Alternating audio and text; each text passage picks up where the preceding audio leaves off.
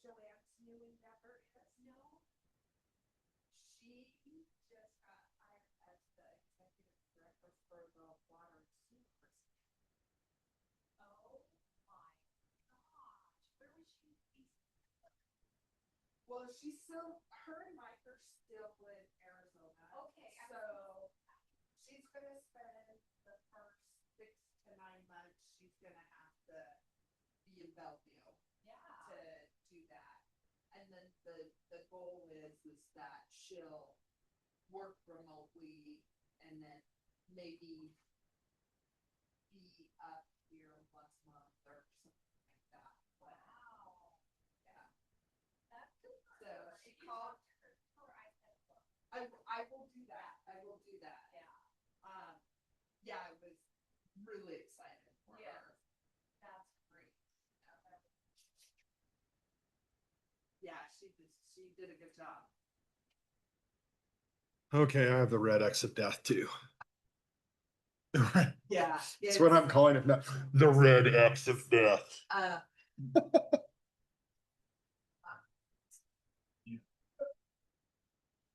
Hi, Todd. Hello. You?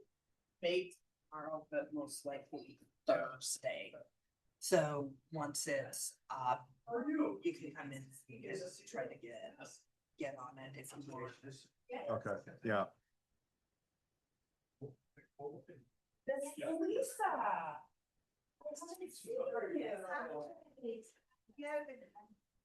Yeah. Shelby has special. Yep, true. I already younger for years. We're good. So they pulled you back. Never ends fine. So, yeah, just for, well, yeah, just for. I figured out the agenda. Good. Yes, I was outside. So, were you retired? Yeah, I retired in about 8 days to retire, so I'm not going back.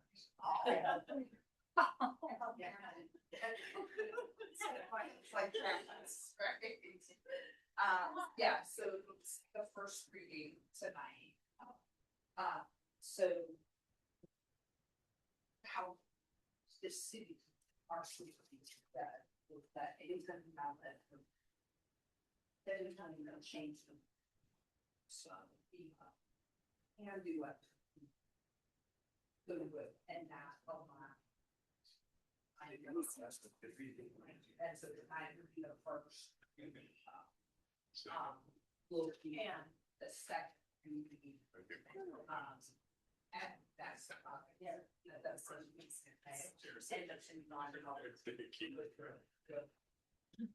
and one of my grandmother. I wouldn't even be there. So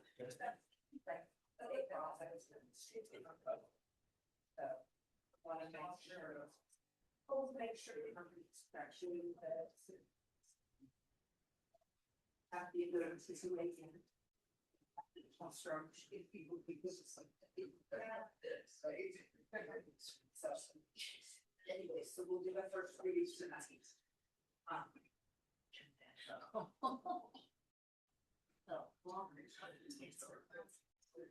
Yeah. At 30. Yeah, due diligence is more than I'm sorry, but if you see someone who's you have done stuff,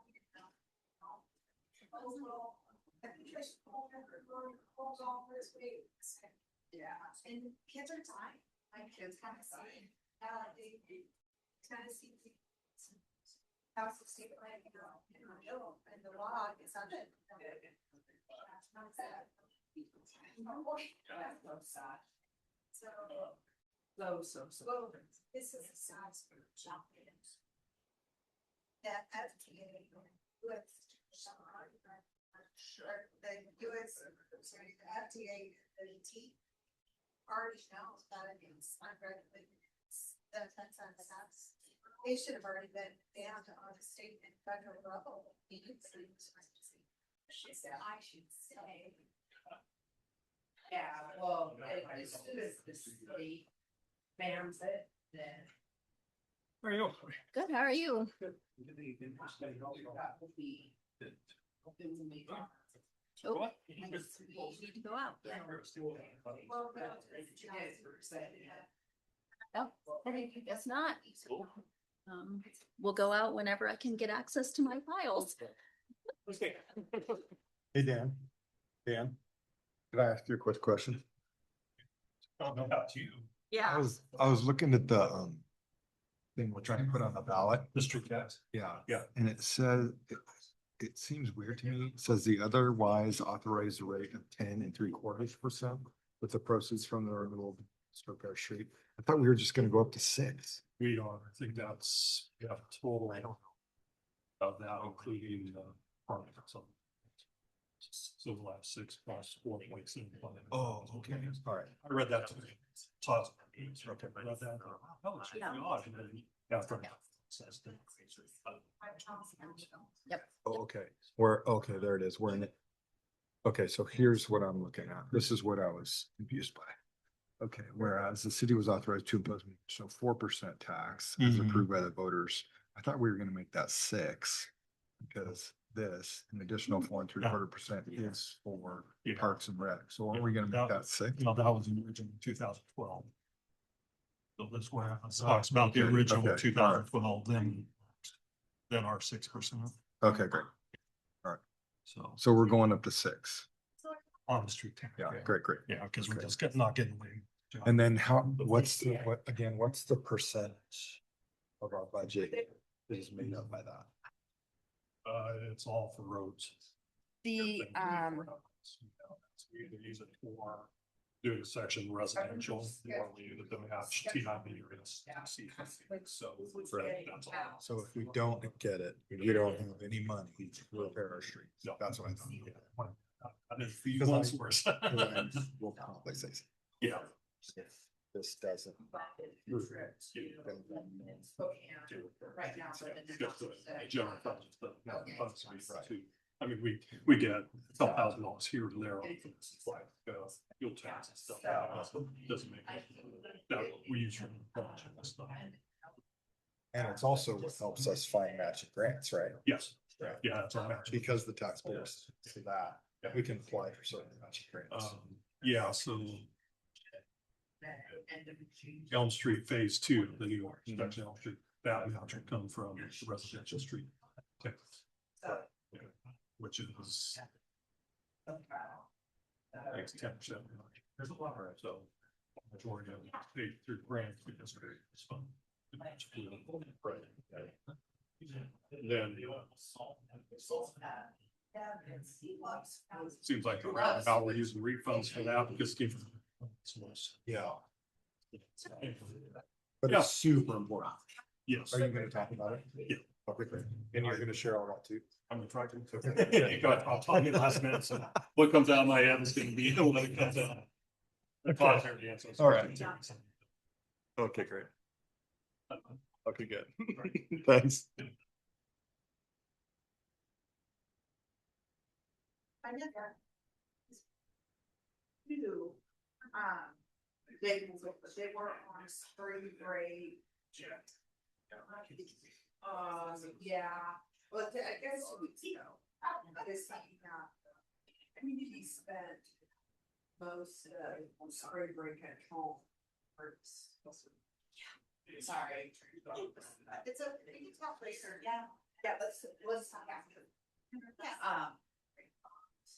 But yeah, he has,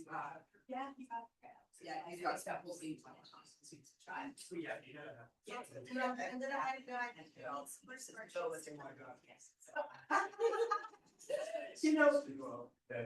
then you know. Yeah, so now stuff. One project. Let's make ours. Right. Yeah,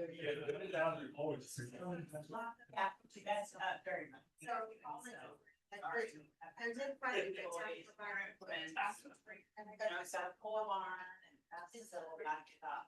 It's a rail, and then inside it literally has a scroll. That's for yes, first. Oh, yeah, it's like a 5%. Standing up. Yeah, so I like spring. It's that. Okay, all right, I got it. Yeah. Hey, how are you? Good, Hey, good, good. how are you? Good, how are you? We're tired. Good. Good. All week so far, but. Are you around this week? I want to figure out how we can. Yeah. Okay. Okay, great. Talk to me about it too, about maybe one, two.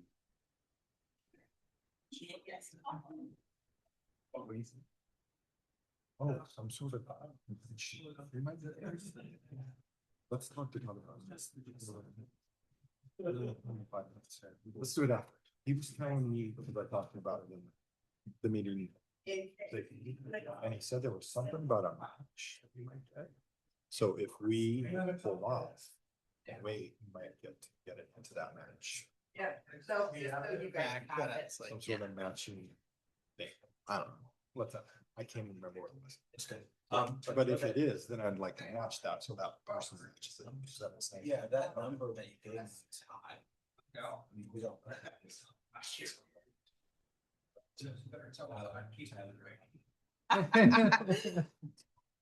Oh,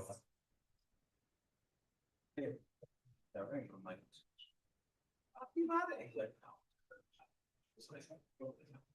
I showed Good. It it. already feels like it was ages ago. And I'll probably. It was fun, busy. Probably show or whole church the video. It's- I'll probably show our whole church the video. Yes, so he has decided he's gonna go to Notre Dame. Which is great. Really happy for him, and he's gonna do Air Force One. Teachers and principal came down. It's kind of a, Last week. Happy medium. yeah, and a way of getting to where he wants to be. And oh, it's very exciting. I'm just glad to have it. Oh, it's gorgeous. Yeah. Sports and all that. Whoa. Class, right? And so we just obviously branched off to like, what else are we doing? Right. And so. And I get that, yep. He definitely will. School, sixth graders, right? Okay. I was like, okay, well, the subjects. Still not up, I know. Yeah. Right, that's okay, we don't, it's how. Yep. So all of it, we could just tell them. Yeah, when Todd was trying to get me just a copy Right. at the ordinance They're yesterday, gonna help us build those kids. Sweet. Yeah. it was such a mess. Just, They just reached out again, like, hey, just a reminder, I like. ended up just putting my comments in the email to you. This I was like, there's How often- like in different text boxes and things. Oh, easy. Really? Well, Yeah. are you? It is like, Good. and again, You'll be able to. I mean, it's good. I think we use it. We would use it. Right. Yeah, we got our. Is the Zoom link? Oh, damn.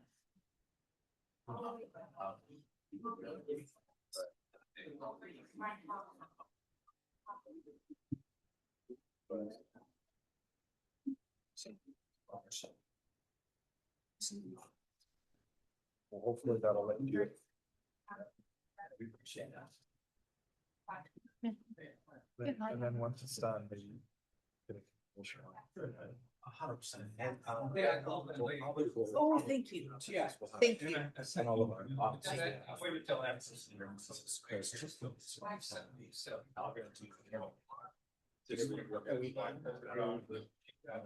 Thanks.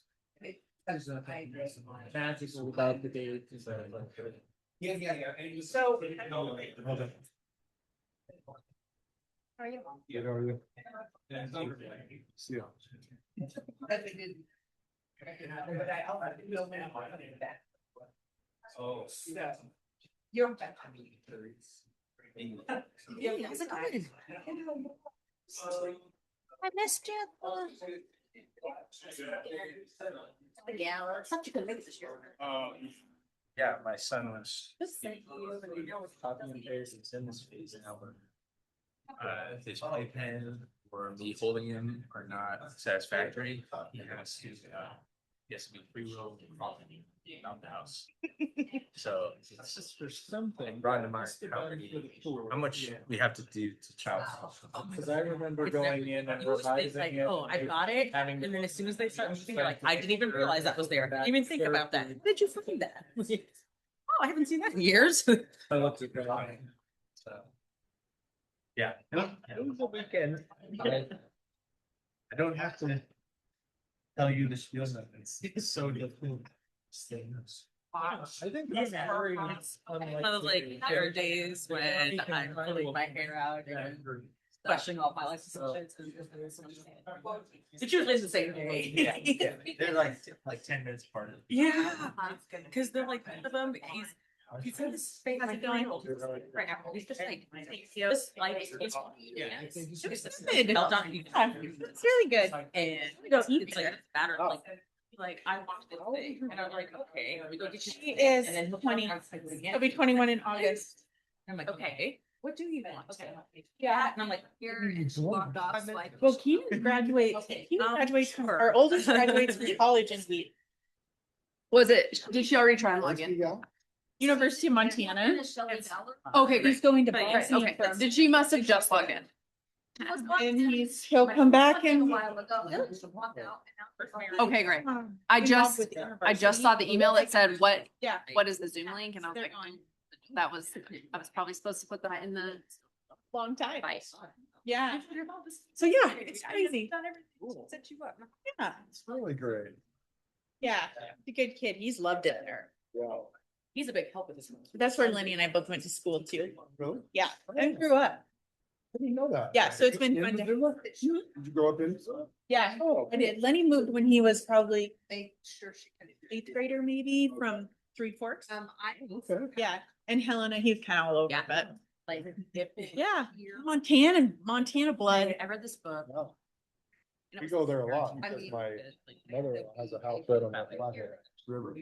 Oh, really? By what town? Yeah, what town? Big Times. Big Shore. outside. Okay, Right? You know where the bridge is? Okay. yeah, But she's about Well, I was like, wait. about a mile up the road. okay. In her own private school. Wow. Is. We used to have a cabin on Skidoo Bay. Oh, yeah. So my mom's family, her siblings shared the cabin, Other way. floated and there. Yeah, yeah. It's so gorgeous there. She's absolutely right now.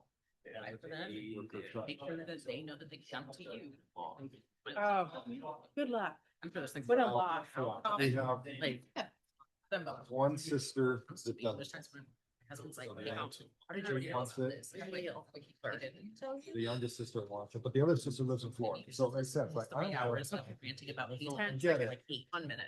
But she's trying to work it out, like, so it stays in my family. But interestingly, Like, take them 5 minutes back. Bob, her Today husband, it's it was his property, right? So he put the trust together. Here.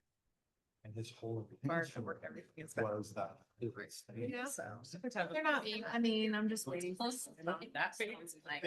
Put it every- Yeah. Well, I think one Make person sure has it's to like disagree with virus to get into Mm-hmm. Power good, and then we're all. what they're trying to do, right? It's not really, I don't believe in it, People but who want also it. at the same time, it's. Keep it, Yeah. and the rest of the people get paid out.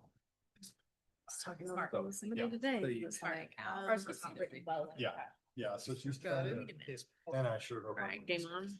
One more, are you ready? Hey, Kate, They're all here at least. And he just. Straight up on it. You got 5 seconds. Don't worry. Give it a- Good job. Well, you know, Yeah. right?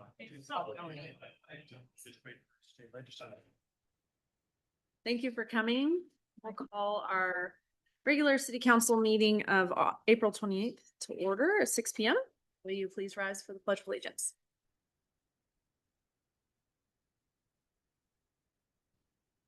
I pledge allegiance of the United States of America and to the republic for which it stands, one nation, under God, indivisible, with liberty and justice.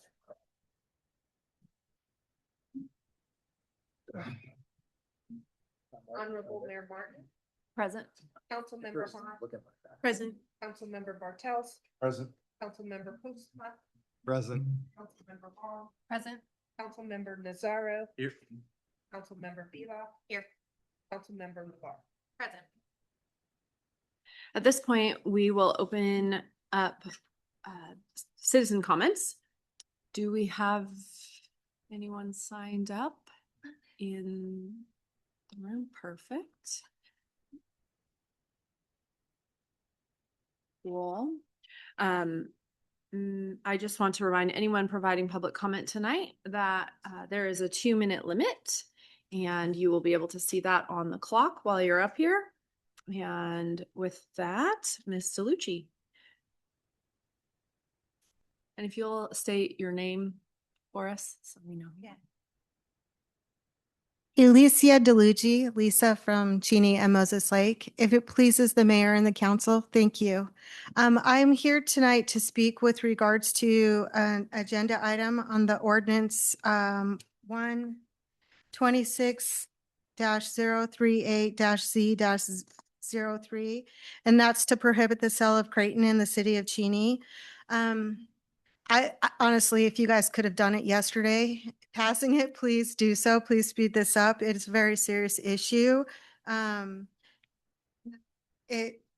Just a few facts. It activates neural pathway, the same neural pathway activated by morphine, fentanyl, and oxycodone. It has, let's see, and according to the FDA, it produces respiratory depression, physical dependence, and opioid-like withdrawal. It also has been shown to be more potent than morphine in animal studies. And currently, you can be 5 years old or 50 years old. You can walk into a gas station and buy it. My sister, Amy DeLucci, is quoted in a newspaper saying that there's no age limit and people don't know what they're taking. In Tennessee, they recently banned it statewide, and the law is named after a child who died from it. Other states are enacting state leadership through legislation and gubernatorial autographs. I realize that there's a process in giving people the opportunity to speak with regards to this, but this is a public safety issue. This is, the FDA is taking notice of it. The DEA is taking notice of it. I'm a little bit disappointed that it already hasn't been something on a state level and or a national level, but I am pushing for that. And I hope that you guys stand in leadership to do the same thing as well. I ask that you please ban the Creighton because it's super bad. And another thing is it's being called the gas station heroin. I mean, children are dying from it. They don't know what they're taking. It's unregulated and you don't even know the amount. But real quick, Last thought. Section 5, effective date. This ordinance shall become effective 30 days after its passage, approval, and publication. If we're going to put it out for a vote, if we're not going to vote on it tonight, and we're going to extend it out for another 2 weeks, then I would highly recommend that you cut down that 30 days and make it effective immediately. Thank you. Please and thank you. Thank you. Appreciate you all. Is there anyone else who would like to provide public comment that did not have the opportunity to sign up? Is there anyone online? All right. I also want to acknowledge that we received 3 emails over the past couple of weeks. One was from Ms. DeLucci about pothole in our accounting billing system. One was from Citizen Lee about McDonald's. Another was from a citizen Ducharme. I'm sorry if I said your name incorrectly, about school zone safety near Cheney Middle School. So thank you for providing your comments. And we will move now to approval of our April 14th regular city council meeting minutes. Your Honor, if there are no questions or revisions, I would make a motion to pass the meeting minutes for April 14th as presented. Second. There's a motion and a second. Those in favor? Aye. Any opposed? Motion carries. Thank you. And vouchers and payroll, Ms. Ashford? Voucher total is $1,405,393.77. And our payroll totals of $627,423.88. Mayor, the Finance Committee has reviewed these as presented, the vouchers and the payroll, and I would make a motion for approval. Second. There's a motion and a second for approval of vouchers and April 14th payroll. Quick question. Yep. Yeah, I just have a quick question. I noticed we bought some fire hydrants and I was just wondering how many we got. Two? Awesome, thanks. More to come, awesome. Any further questions? There's a motion and a second. Those in favor? Aye. Any opposed? Motion carries. You can see some of the small contracts that I signed. My goodness. And so now we will start with item H, which are informational items. Mr. Abelman will introduce our first speaker. I think we have up to three. I know two is here, possibly one's. One. Okay, perfect. Okay, the first one for Spokane Conservation District, we have Vicki Carter, the director, and Cole Leroy. They're going to get a report on the conservation. Good evening. Thank you, Mayor Martin and council members for the opportunity to come and speak tonight. I have a little history with the City of Cheney. Shelley and I worked together, or I got the pleasure of working with her for her 12 years that she was with Endurus. And back in the day, City of Cheney was one of Endurus's very first members.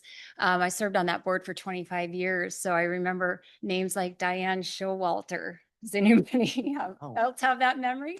So we got to serve you guys, and I was delighted to do that. But I'm the director of the Spokane Conservation District. Tonight, we'd like to do a presentation on just some of the activities and things going on, and maybe a little bit of information if you're new to your conservation district. And then also a proposal that we're bringing forward to the Board of County Commissioners. And Cole Leroy is our Government Affairs Coordinator, and he's actually going to do the presentation.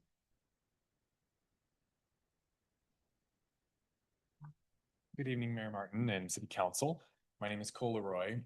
I graduated from Eastern, so go Eags. If you wouldn't mind, or actually, do I have the clicker, Shelley? Actually, you sent me a PDF, not a PowerPoint.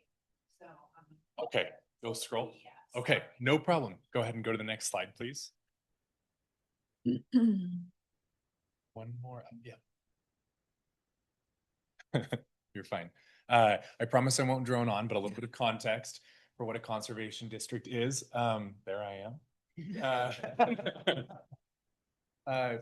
So conservation history, conservation districts were born out of the Dust Bowl in 1932. So unsustainable farming practices led from soil to erosion to sediment, which when windstorms blew through, it created really bad dust storms, which prompted the creation of conservation districts.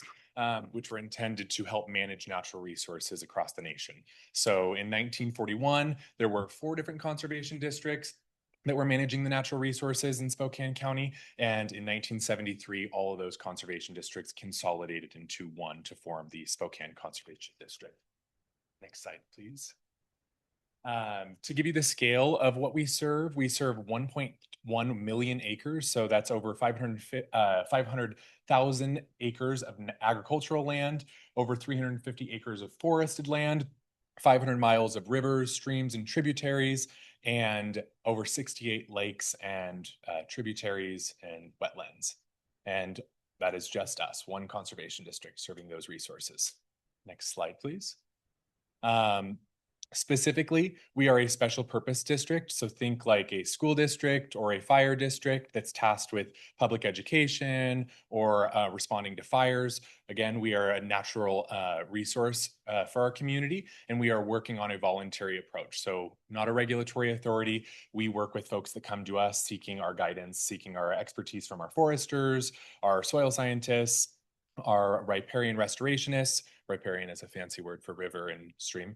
And yeah, next slide, please, Shelley. Here's a little bit of photos of what we are, or what we do rather. On the far left, we have our tree and shrub sale. This has been going on since the 1974 World's Fair in Spokane. So quick math, that's slightly over 50 years that we've been doing this tree sale. Every year we put 100,000 plus trees into our community, distributed through that sale. We just had our most recent one on April 10th and 11th of this month, and numbers are still coming in, but I believe we're north of 110,000 trees this year. So a little bit over that. The next photo is technical assistance. We have, as I mentioned earlier, certified foresters and arborists that if you give us a call with a sick or ill tree, an arborist will come out and help you determine how you need to respond to that. If you're afraid that your house is at risk of wildfire, we have a FireWise program that's in one of the brochures that I set up on your desks. So folks can figure out how to mitigate their risk in the event of a wildfire. We actually applied for a local budget funding of $875,000 right after the Gray Road and Oregon Road fires that went to cleanup of all those trees, reseeding, essentially trying to kickstart the restoration process and the devastation of those fires. Next, river restoration. Hangman Creek is a big one that we've been working on for a number of years. Restoring these rivers in the wake of agricultural practices that just weren't sustainable. With science, we've learned that a river needs to meander, and so we're going through and correcting some of those rivers. Finally, environmental education. We have a phenomenal environmental education coordinator that's in the local public schools, helping kids learn about the natural world. Photographed there is one of our environmental explorer packs that you can check out if you have a little one in your life that you want to explore rocks and soils with, or trees, essentially trying to make environmental education accessible to people of all ages. We also have rain barrel workshops for conserving rainwater for adults. Backyard conservation stewardship series is also an after work activity that we've got. A lot of programs. Next slide. How are we funded? That's a big question that we get asked. 10% of our funding comes from non-grant funding. This is our workshops or our classes, like our Farm and Food Symposium, which educates farmers to shift to more sustainable farming practices, or our Inland Tree Conference, which educates foresters on best management practices. And then the other portion of that is that 15% of rates and charges.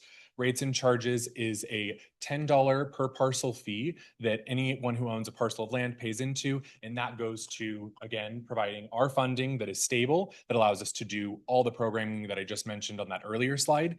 And then 75% of our funding is grant funding. So we leverage that 25% of stable funding through grants. So not only are we good managers of our natural resources, but we're also good managers of our fiscal,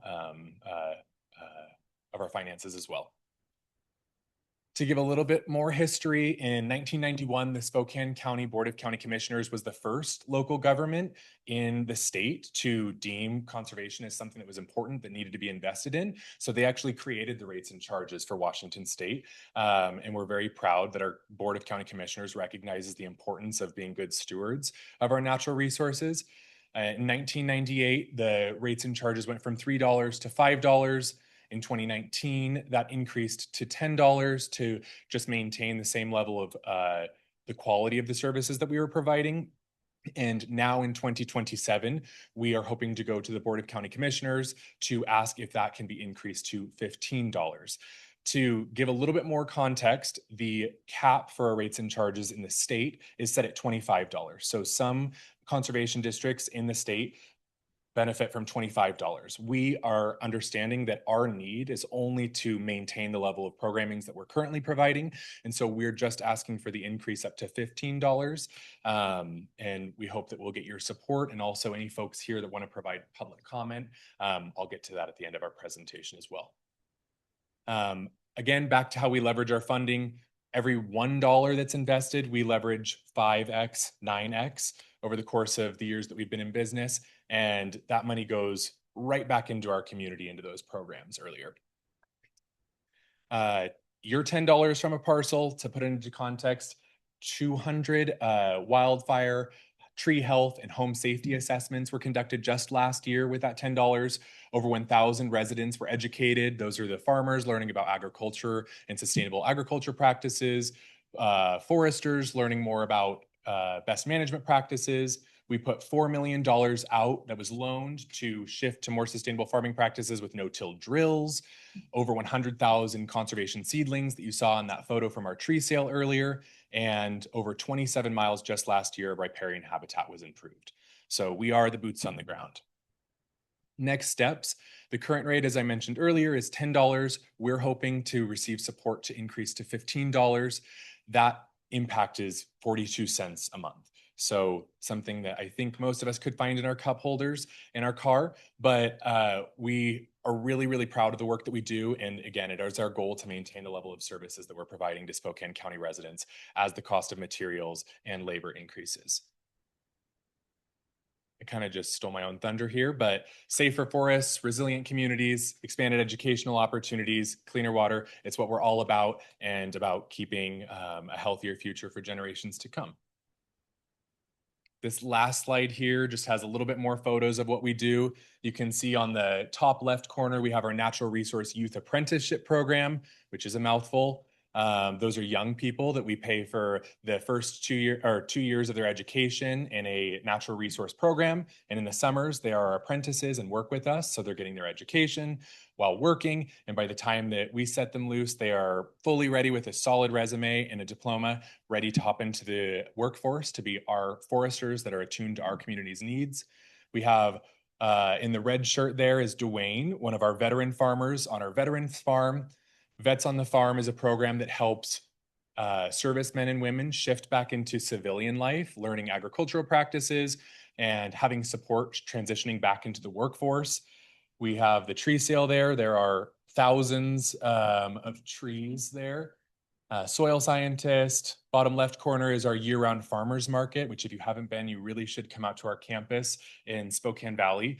It serves 100 and I believe is it 65 vendors. So those are all local vendors that are sharing their produce, dairy, fruits, vegetables, meats, home goods in that farmers market. We are about to celebrate our year anniversary coming up, I believe, on May 9th.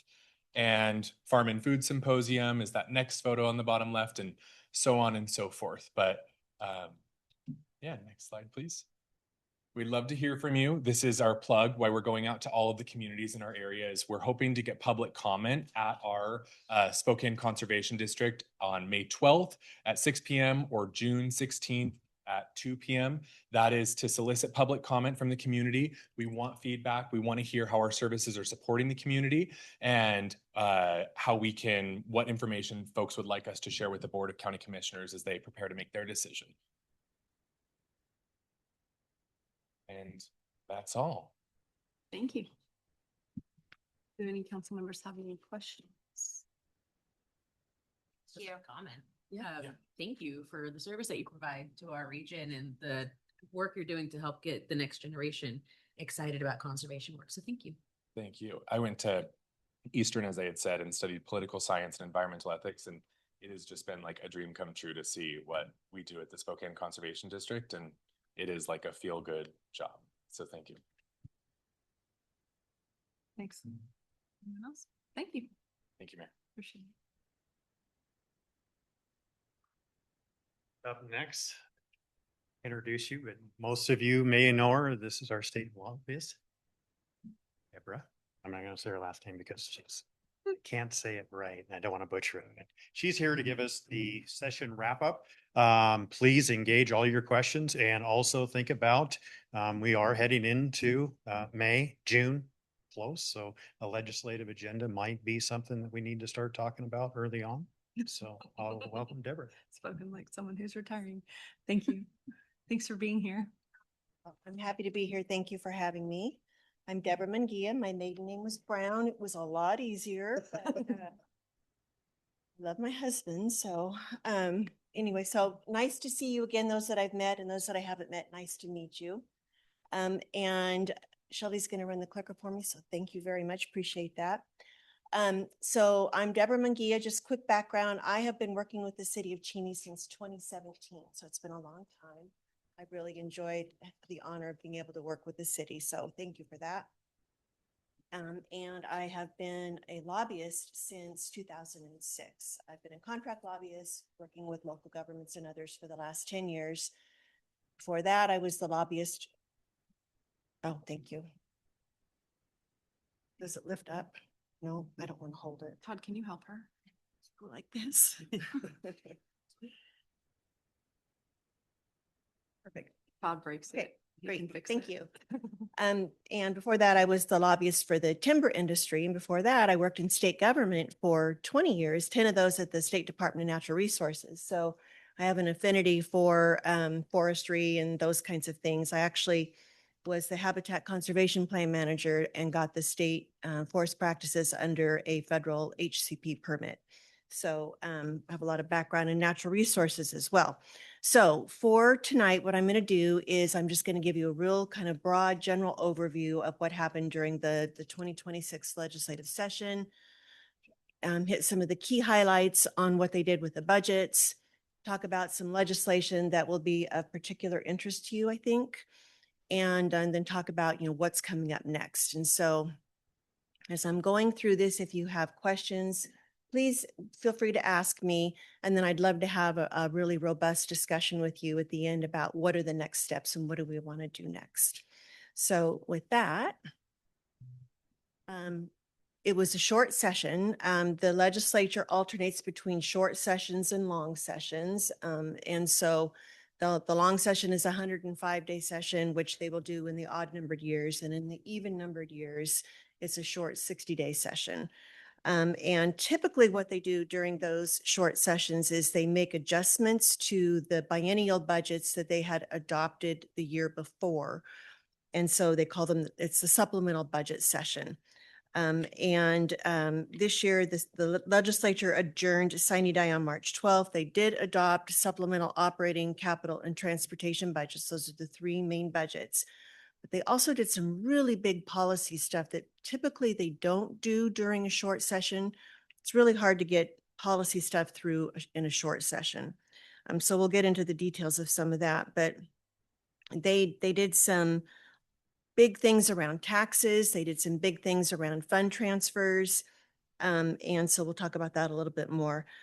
They also did a lot around housing, which is something that we'll get into a little bit more too, because I think that that's something that's going to continue.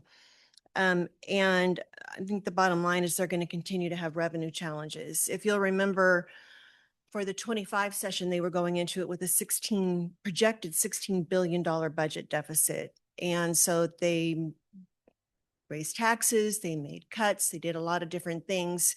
And then they still went into the 26 session with a $2 billion budget deficit. The latest revenue forecast just recently came out and they're down, I think, like 115 million from where they thought they were going to be. So the trend is not good. So they're going to continue to have some revenue challenges there.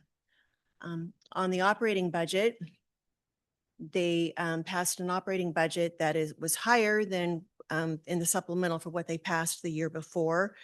And they did this again based on some one-time transfers. They dipped into the rainy day fund, the budget stabilization account. They eliminated the LEF 1 retirement plan, the law enforcement officers, firefighters plan 1. And they are taking it's highly overfunded, something like 160%. They put it into a new pension plan that they call the restated LEF 1 plan. All of the members still get the same benefits, but they're only funding it at 110%. And they're taking about $1 billion of that, and they're moving that into the general fund. And then I was looking at the state actuary fiscal note on that, and they're estimating that there could be billions that come from that go into the general fund. So there are a few on this slide here, there are a few bullets here that are specific to local governments. They reduced the Growth Management Act planning grants by almost $3 million. They reduced state shared revenues for cannabis by $5 million. And then they reduced the Association of Washington Cities administered ARTG program by $600,000. And that program is currently open. They're accepting applications. So they also made a lot of cuts, a lot more cuts, and some of them in childcare. They reduced the transition to kindergarten program. They made some really, really big policy decisions in order to get a balanced budget. And they're going to have some tough decisions next year too. Capital budget was in better shape. And so they were able to fund some projects. I would like to have a longer discussion with you about the city's capital budget needs and what you might want to do next year, might want to ask for next year. Once again, they rated the Public Works Assistance account, but they did backfill it with bonding.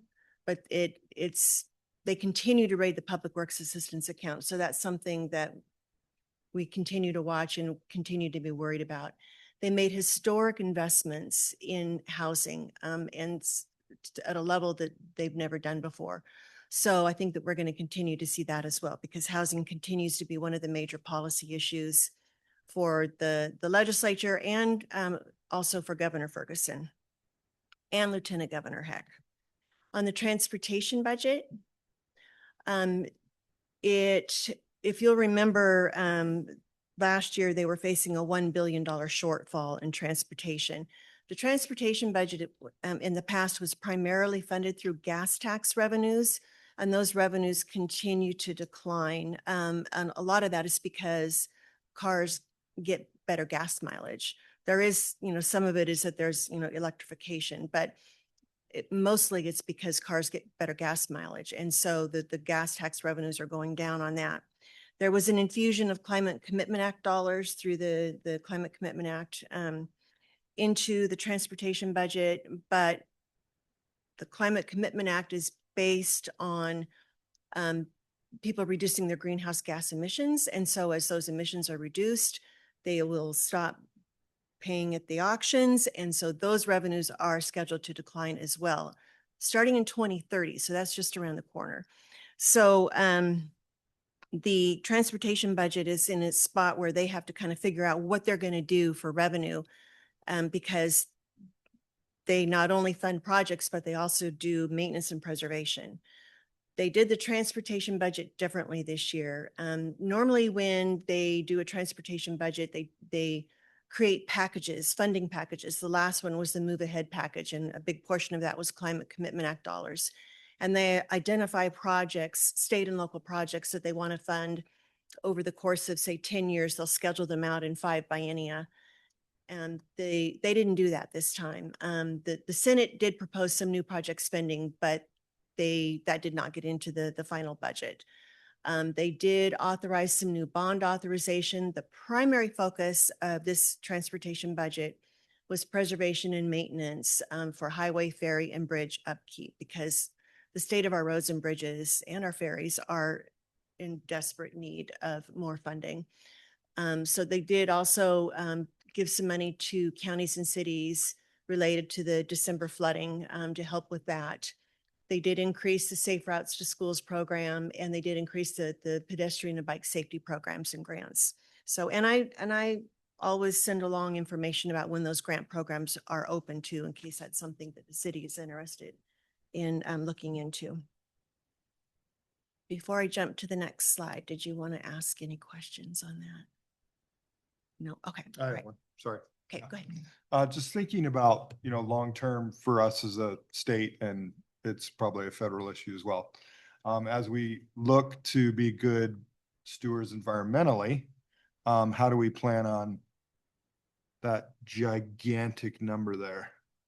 16 billion getting somehow, if you run electric cars on the same roads that you're running gas cars on, you have to make up that budget. Do we have any ideas how we're going to do that? Yeah, they have been talking about the RUC, the road usage charge. That's been something that particularly the House Transportation Chair has been very passionate about getting passed.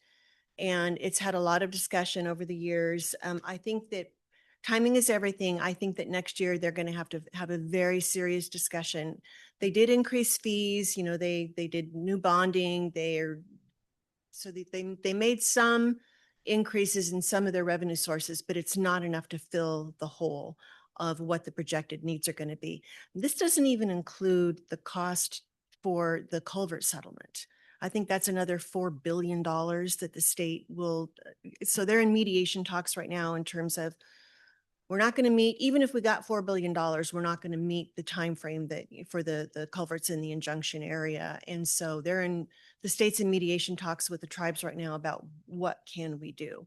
And of course, cities and counties are not part of that, but we know that they also have fish blockage culverts in those areas, and they're going to be going to need to fix those too. And there's not enough money in the state budget for local governments to fix theirs. So, and the way that it is right now, it's like, it's just, if it's there, you got to fix it. Not, and the projects that are left remaining are the most expensive projects, and they also offer the least value in terms of fish habitat. So hopefully there's going to be some discussion about that. Okay. On the housing, just real quickly, there was a lot of housing bills. I want to just touch briefly on a few of them. And I want to talk about the top two that failed, but I want to talk about them because they're going to come back. House Bill 2489 has been in the legislature for many years in various different forms. In years past, it's been referred to as the Homeless Bill of Rights. And this would prohibit cities from basically allowing what the bill called life-sustaining activities on public property. Camping, whatever that might be. And the bill as introduced would have required cities to provide shelters for people in order to keep them from being on public property. And those shelters would have had to have also allowed them to bring their pets, their property, their family members, support members, things like that on an ongoing basis. And it was a situation that no city would be able to meet indefinitely. And it also created a private cause of action so that if a city did do something, then they could sue. So that did fail, but again, it was a short session, and I believe it will be back again next session, and they'll have more time to talk about that. House Bill 1443 also failed. I believe they had the same prime sponsor. And that would have required cities to allow at least one mobile dwelling, think like RVs, that kind of a thing, on a lot within the UGA that has at least one existing home. And there were all kinds of big concerns about, fire safety and hooking up to sewer and all those different kinds of things. I think that one's going to be coming back also. A couple that did pass, and these bills took an immense amount of negotiation. 2266 passed. That's the STEP housing bill. And STEP housing is transitional housing, permanent supportive housing, emergency housing, and emergency services. And so there was a bill that had passed previously that requires that those kinds of facilities be allowed in certain zones. And there was a lot of back and forth and discussion with this bill. There's a lot of detail to it, but basically what the bill does is it says that now that if you have indoor emergency shelters and emergency housing, they have to be allowed in additional zones, not industrial, but in additional zones if necessary in order for you to meet your targets in your comp plan. So that's one that you might want to look closely at in terms of where you're at with that. And then there's a whole lot of details in there in terms of what you need to do in order to be able to do that.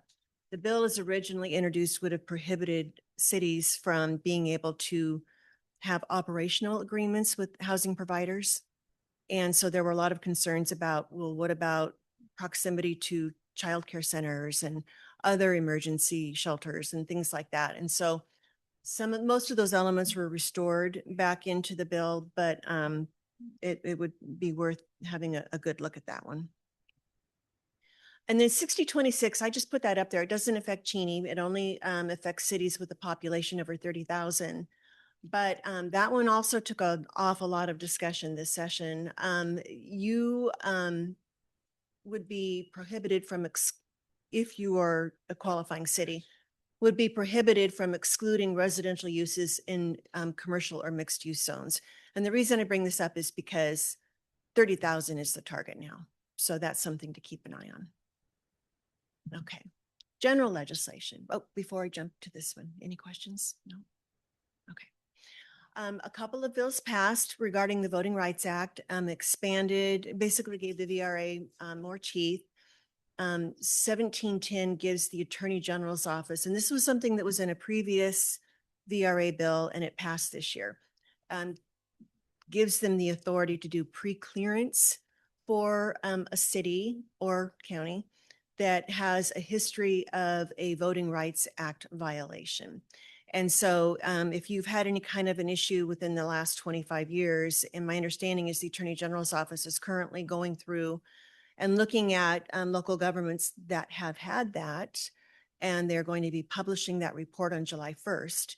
And those, I think I heard that there's going to be like 10 cities that will be under this, that it gives the AG's office the authority to do pre-clearance for any decisions that might impact voting. And that includes annexations, any kind of changes to your plan of government, that kind of thing. So it's pretty comprehensive. And then 1750, that was Representative Hill's bill. And it basically makes it clear that it constrains the city's pathways to defending election related policies in court. Right now it wasn't, it was kind of bifurcated. And so now it makes that clear, but it gives the VRA more teeth. 2420 is a good bill. And there were some good things that happened. Beginning January 1st of next year, the current $350,000 limit is increased to $530,000, and then that gradually increases up to $650,000 by 2030. So that was a good thing. Automatic license plate readers, is that something that Cheney uses, ALPRs?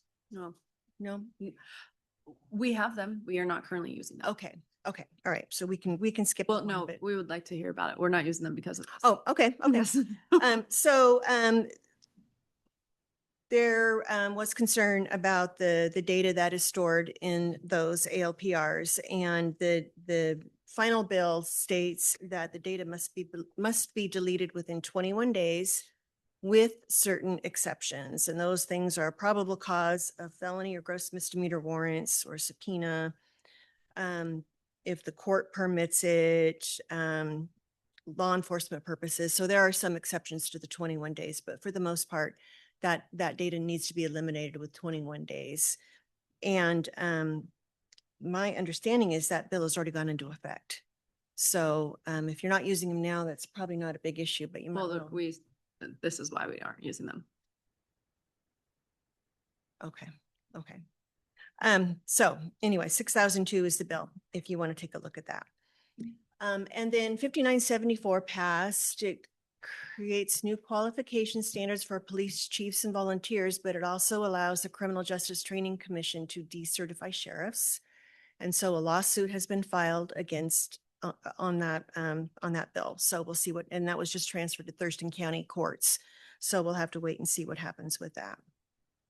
And then 6239 failed.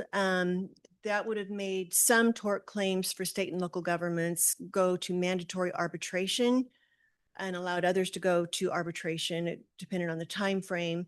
I think that one's going to come back too, just because the tort claims for the state are just growing exponentially. And I know that that's a big issue for local governments as well. So that's something to be watching also. House Bill 2442 was kind of a mix of a whole bunch of different things. These are some of the things that were in that bill. It will allow cities to councilmanically have a new 0.01% local sales tax for children and families. And so you can use it for childcare. You can use it for a number of different things. Before school, after school, youth services. You can even use it for shelter and rental assistance and client transportation and things like that. And then it also expands the use of existing revenues. So the real estate excise tax revenues, the REIT 2 can be used for the abatement of nuisance properties. So there's some other things there. And then there is the regular property tax levy limitations. So it extends the maximum length that a levy lid lift can be approved by voters. It still has to be approved by voters. Before it was like 1, and now it can be 2, and now it's up to 10 for multi. So there's some good things in there.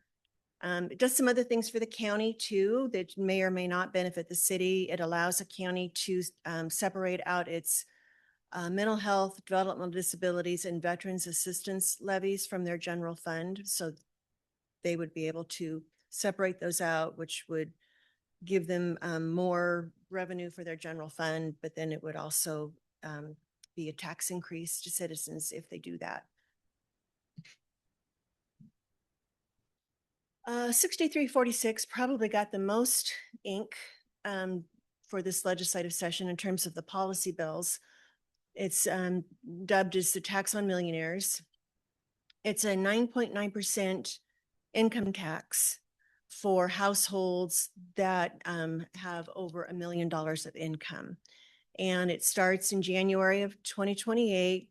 The state doesn't expect to see any revenues until about April of 2029. So it would be the last part of that biennium.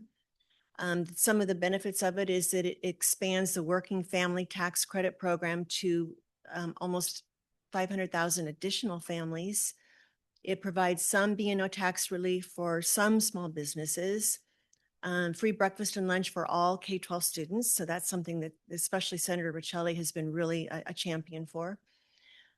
And it also has a sales tax exemption, local and state, for diapers, personal hygiene, and OTC drugs, which will have an impact to the city, depending on what sales tax revenue you get on those things now. Initially, when the bill was introduced, it included $233 million for public defense funding, which is something that the counties and cities have been saying for a very long time that the state needs to help out with. Washington is one of very few states that does not help in any significant way with public defense funding, and with the new caseload standards, it's just going to continue to be even more difficult. So that was stripped from the final bill. However, there was intent language that wasn't even put in the well, I guess it was put in the budget, and there was something in the budget notes, but there was nothing statutorily done that said that they were going to put in $200 million to help offset that. Well, counties alone in 2025 spent more than $200 million in public defense. That doesn't include what the cities have spent, and or excuse me, what the cities. Let me back up. 6346 initially had money in there for public defense. They stripped that from the final. But then, in addition to not providing money for public defense, it also, the 6346 rolls back some of the taxes that Senate Bill 5814 from last session had implemented that would have increased tax revenues to local governments. And so now that's being pulled back. So in addition to not funding public defense, it also is going to take away revenue from local governments and transit agencies when this kicks in. So there's a lot to this bill. It's got a delayed implementation date. There's a lot that needs to be worked out. There's lawsuits that have been filed, and there could be an initiative if they can get enough signatures on the ballot. So there's a lot going on with that one. Okay. Let's talk about what's happening next. So next week is filing week. And so we will see who files for what. There's over a dozen legislators that have already announced that they're not going to be running for their current seats. Some are resigning, some are running for higher office. So, and so we'll have to, at the end of next week, we'll have to see what shakes out. But there's going to be some big positions that are going to have to be filled within the legislature, including 5 committee chairs that have announced that they're not coming back, including Representative Tim Ormsby, the chair of House Appropriations Committee. All of the state House seats are up for election this year, half the Senate. So the primary is the 4th, August 4th, the general's November 3rd. There's going to be at least 2 initiatives on the ballot. And another big one is that 5 of the 9 Supreme Court justices will be on the ballot. That's pretty unheard of. And potentially they're going to be deciding the fate of whether or not this millionaire's tax is constitutionally valid. That's one of the lawsuits on that. So we have some local legislators that have announced that they're not coming back also. So we're going to see some changes in the legislature on that. And then looking ahead, the 2027 legislature is gonna continue to see significant revenue challenges. They have a very, very small ending fund balance. And we'll have to wait and see what happens with, the revenues and things like that. The costs continue to increase depending on, what happens worldwide, federally, we'll have to wait and see how that affects the state budget. Healthcare costs continue to go up, and they continue to talk about public safety and housing affordability. A report just came out on housing that Lieutenant Governor Denny Heck was involved with, and he continues to say that the state isn't doing enough. They need to do more. He testified in person on the one bill that I mentioned earlier, 6026, on residential uses in other zones. And he said that, local governments shouldn't be able to say no, that the state should just say this is how it should be. And the chair of Senate Housing has said the state needs to do more. So I expect to see a lot more housing bills next session as well, and probably trying to prohibit local government authority on what can be done. So for next steps, I would encourage you to be talking about what your priorities are for the 2027 legislative session. And the sooner you can talk with your representatives, the better. Senator Mark Schuessler is the leading Republican on the Senate capital budget. And so have had conversations with him in the past. And I think it's Cheney's turn to get big capital budget dollars. I know he had some commitments made. He's got a big district. He's got a lot of cities. But he had made some commitments to other cities in the past, and they have gotten a big chunk of funding. So the City of Cheney did get a large sum of money in the past for the Purple Pipe project. And so that was good. A lot of that was federal though. But it came through the state. So I would encourage you to really look at what you want your legislative priorities to be. I think an operating request. So it's going to be the biennial budget discussion. That's where they do the bigger funding projects. Having said that, operating is going to continue to be very constrained. I think they're going to have to continue to look at cuts and things like that in state agencies and other places. I think capital is probably going to be in the best shape. And so if you have some capital budget priorities, and one of the things that the legislature did this session was they created a new bucket of funding. The capital budget has buckets that they do. They created a new bucket called regional needs.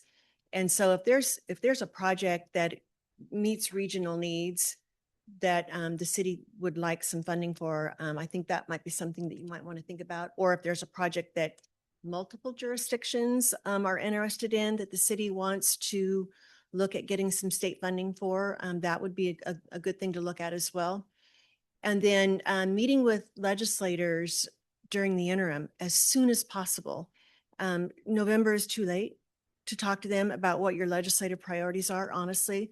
I mean, I would do it as soon as you could, August probably being the latest. And when you would want to talk with your legislators about what your priorities are. And then, talking with them about it, and then meeting with other key legislators that would be involved in that process, and talking with them about it, and educating them and bringing them out on tours, and that kind of thing, to help them understand what need would be served, what public need would be served. So the House and Senate have committee days in December. They're not on the same days. So let's see, the House is the 10th and the 11th, the Senate's the 7th and the 9th through the 9th. And then session starts January 11th, and it's a 105-day session. So happy to answer any questions.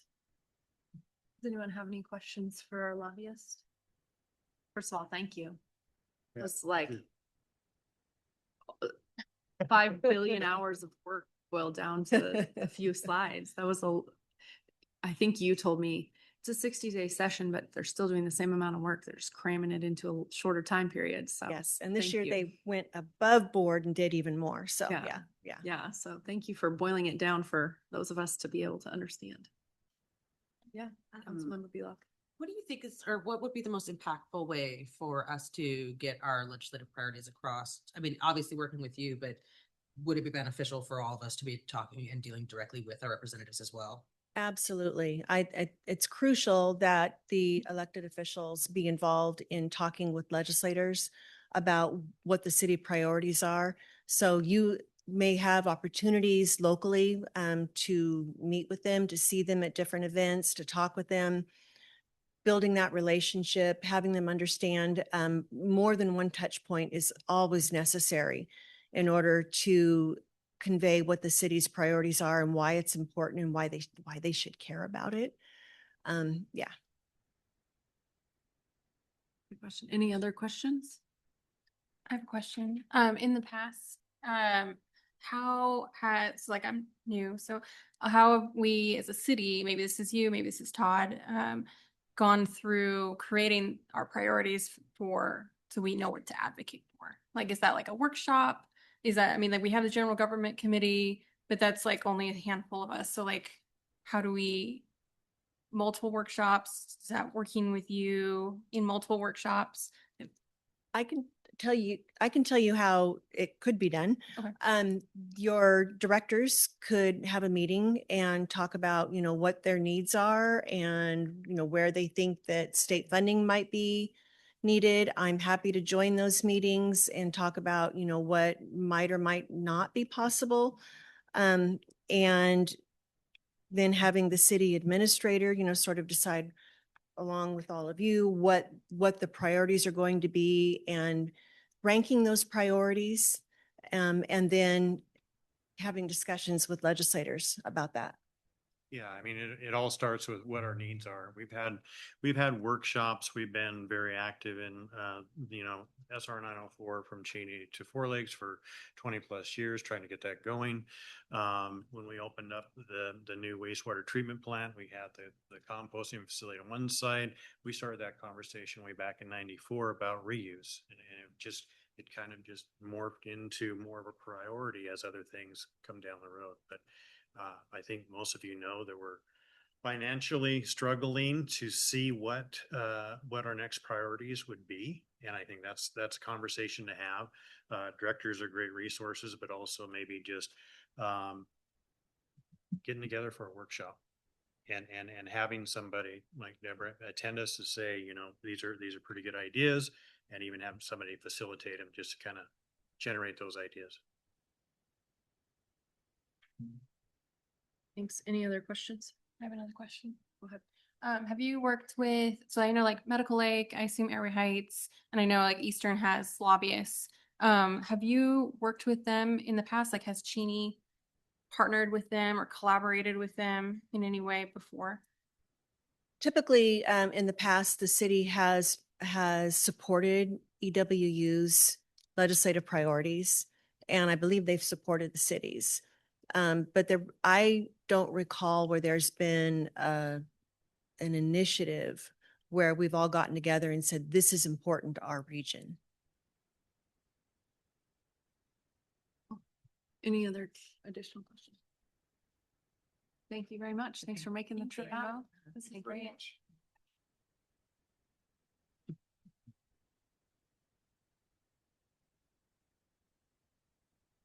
Do you want to introduce our next informational item?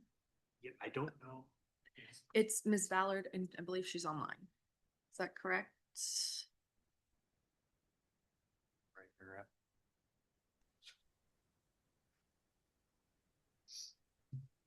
Hello. Oh, it is working. Hello. It is working. Yes. Hi there. We also have Dustin Heisler. Can we unmute him as well? All right, I'm here. Okay, great. Okay, good. There you go, Dustin. Perfect. Did you want us to try to share our screen, or did you have slides that you'd like us to walk through that we shared? I can also just talk too. So good evening, everyone. give us 1 second. We're gonna work on our tech side here. No problem. No problem. We have the PowerPoint that you sent, so we'll share that. Perfect. Okay. Thank you. So we'll let you get started. Okay. Well, Honorable Mayor Martin and council members, my name is Dustin Heisler. I'm the Chief AI Officer and U.S. General Manager for a company called Darwin AI. I'm a former public servant as well as a municipal judge. And then I'm here virtually with my colleague, Shelley Ballard. I wish we could be there in person with you all, but hopefully we'll be able to have that opportunity in the near future as we do work with a number of jurisdictions from around the state of Washington, including Lake Stevens and Jefferson County.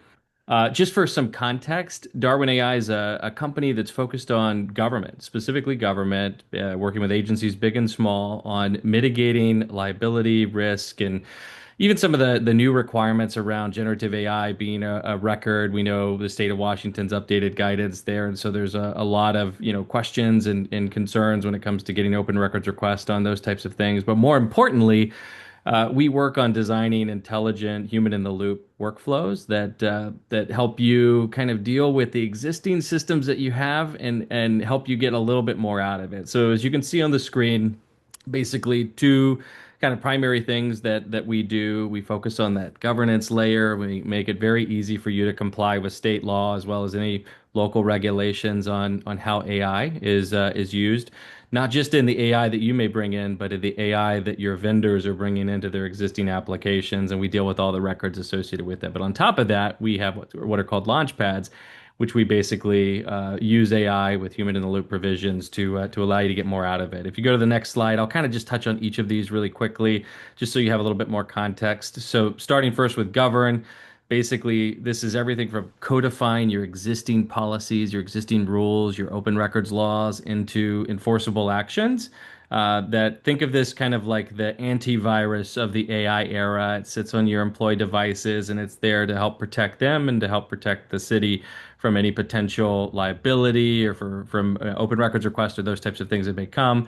We also give you visibility into all the AI systems that are present as well, and you have the ability to choose what you want to allow people to have access to and what you may want to block, including what vendors bring into their models. And we keep up with all those risks for you. We give you a very simple control center that's designed to be just really turnkey. If you go to the next slide, I'll talk a little bit about just how this works. You know, all you need to know is right now AI is coming into most cities in a few different ways. From a browser, where an employee will, go to, a browser-based website, or it could be something that's delivered as a service through a browser, something that's downloaded on their respective computer, or something that is embedded, which would be like Einstein in Salesforce or fill in the blank AI solution in those products. We cover all of those. And our aim, again, is just to mitigate liability. If you go to the next slide, this is a video that just kind of gives you a quick walkthrough. If you hit next on it, it should play. You can see exactly kind of what happens here if, there we go, with how employees use AI today. So, in essence, sometimes people will go to ChatGPT. They're using maybe a free or personal version. We can look at that and we can help you enforce policy against it. But AI use by employees is not nefarious or malicious in nature. It's just employees trying to be productive. And so this is an example where there might be some data loss or exposure there, and our system is able to catch it, to educate the employee, to minimize the loss. And so no social security number was shared with OpenAI. As a part of that, we actually intercepted it and prevented it and helped educate the employee, as well as state bans on AI models like DeepSeek from China. We can enforce those as well. If you go to the next slide, I'll talk a little bit about Launchpad. And I think part of what we had proposed was doing 3 Launchpads for Cheney. And this is built on that foundation, right? As you look at how do you realize AI's potential in government, we wanted to do it in a way that was safe, that was predictable, that gave you an audit trail, that made sure there were no questions that had to be, kind of answered later. And so built on top of that governance foundation is basically a series of turnkey capabilities or skills that can tie into your existing applications. The next slide gives you some examples of some that we've already built for cities like Lake Stevens. So maybe you want to look at helping streamline the way that you do RFP analysis. And so why not use AI not to score the RFPs, but to help look at insurance requirements and what has met that to help do some of the initial evaluation work. So this is a turnkey system that works with whatever your procurement system is, whether it's Savra or any of the other major bidding platforms. We have project management systems that keep up with capital improvement plans that have to tie into your existing ERP and deal with federal reporting. We've got even scheduling based systems down to like managing hourly based employees and the complexity associated with that. And then one of the more common and popular ones is redaction. Everyone knows redaction is a painful experience whenever you get hit with a public records request and someone's got to go through and read all of that. We use AI to save a lot of time. Again, not replacing the person, but allowing the individual that does the work to be able to process more documents, to be able to go through that process and to validate the output of it and to look at the audit trail associated with it. And the beauty of how these work though is that we build custom launch pads for you. So as we looked at kind of this opportunity, part of what we had scoped out was doing 3 of these. Some of these may resonate with you, but this involves a process. If you go to the next slide, where we sit down, our CTO comes in and we scope out what are the most manual, repetitive, painful things that we can help use AI to drive efficiencies from a back office standpoint. How do we help maximize the investments that you have, the staff that you have, and the systems that you already have without having to go and replace it or without having a big 800-pound gorilla vendor try to upsell you on something? And that's really how these work. And the next slide just has an example of what this looked like with one of our a transit agency, a quasi-governmental entity that we worked with that was using existing tools to try to drive some of these efficiencies. We were able to bring it all in, make it very safe, and they were able to get a lot of savings here from a time standpoint. And then the last slide here is just on security. And, this is a unique moment. There's a lot of AI that's intersecting even the smallest cities, and we're seeing a lot of the entities that we work with, big and small, get hit with open records requests, being hit with vendors that are trying to upsell them on new AI solutions or vendors that are bringing it in without their approval. And our aim is to really help make sense of this moment for these agencies and to help them have some control of that process. Similar to when I was in government, social media was a big thing, and we saw a lot of liability come from agencies that were some of the first movers in that. And our aim is to help avoid that because a lot of these vendors are bringing it in already. But we also want to work with you on helping get value out of it and helping you find ways that you can leverage the incredible team that you have and the existing solutions that you have to do more without doing any type of replacement. So happy to answer any questions. And again, really just appreciate the opportunity to share a little bit more about Darwin. Thank you. Does anyone have any questions? Do maybe not even know what to ask. I know that was a fire hose, so it's okay if you have follow-up questions too afterwards. We're happy to make our emails available as well. Okay, Councilmember Long. I have a handful of questions. I'll start with maybe an easy one. How many other cities do you currently have that are using Darwin? So we have approximately 23 jurisdictions that have deployed Darwin. We have probably our largest state penetration is within the state of Washington. We do have 3 states that are coming online, as well as a major state department within Texas that is in the implementation process as well. Okay, perfect. And then I have a question on installation. So like, is this Sure. this I assume is a client-based software, right? Versus like cloud. So is Cheney's like our IT responsible for getting it, installing it, rolling it out to all of the laptops and machines, or is that something that you provide? How does that work? Yeah, great question. So Darwin is an endpoint agent that's deployed through a traditional package deployment system like Intune. We work with your team on whatever the best path is to provide that push to the initial machines. From that point forward, the endpoint agents are completely self-sufficient. You have full control of them. You have the ability to manage them, see them, as well as change policy at any point through a SaaS-based platform that's TextRamp Level 2, GovRamp in progress, SOC 2 Type 2 from a security standpoint. But it's designed to be very minimal in terms of like the implementation timeframe. We provide a customer solutions manager that will basically work with whoever from your IT team is responsible for managing kind of the Active Directory of the endpoints to do a push. When we do a push, it takes a few minutes for it to propagate across the devices. Once it's on the devices, we operate in what we call monitor mode, where we're not taking any action, we're not making any enforcement, we're just giving you visibility initially into the AI systems that are already present, the AI systems that are already being used. And then we work with you on deciding ultimately how to enforce policy against them, leveraging maybe your existing acceptable use policy, the state laws within the state of Washington. And it's a very simple collaborative process over a few weeks to get it dialed in. Any new AI system that's detected is automatically flagged for your IT team, and they can make a decision about whether or not to allow it or whether or not they want to put it in what we call sandbox mode, where maybe they just want to monitor it because an employee is using something new and they don't want to stop it, but they just want to make sure there's no data loss associated with it. Or maybe they want to block it because there's a prohibition. They have full control and ability to do that.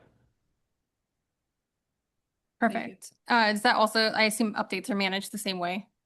That's correct. Updates are managed remotely. So basically, the endpoint agent will check in with any policy changes every 10 minutes. So it will always store a localized copy of policy, and it will also provide data on AI use cases as well, while protecting the employee's privacy. So you'll have data in terms of what are the AI use cases by department? How is AI being used in our organization? Maybe we bought Copilot, and are people using Copilot?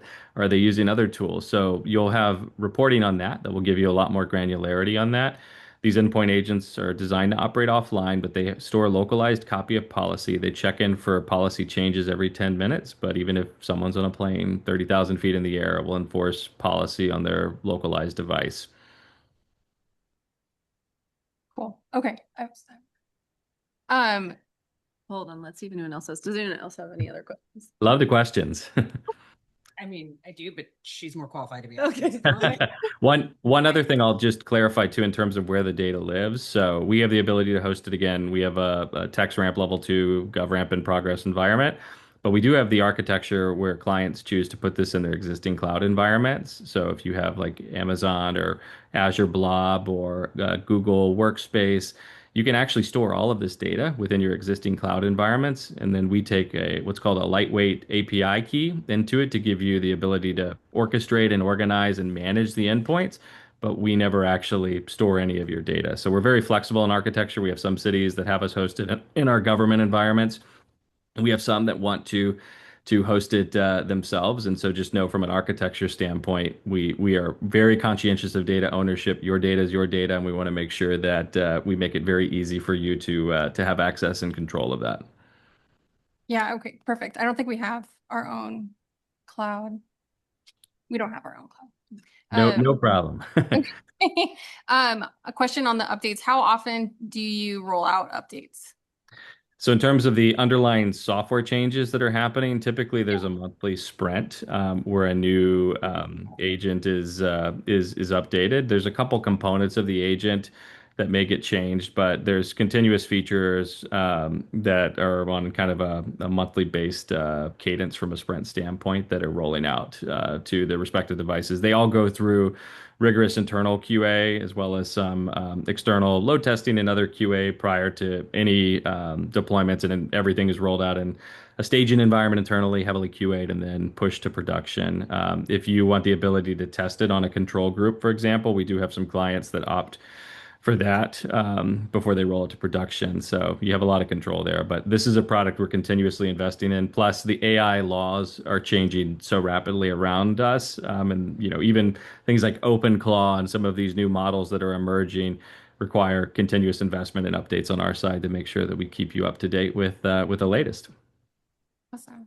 Do you provide or do you have the option to provide release notes with your monthly sprints? Yep.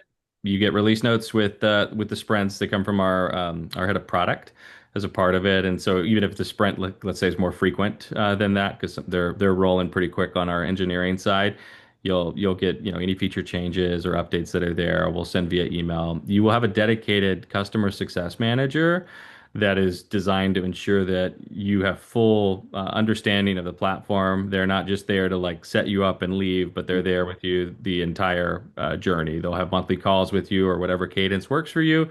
They'll help you report on data and utilization from the platform. They'll share new features as well. They'll help train you.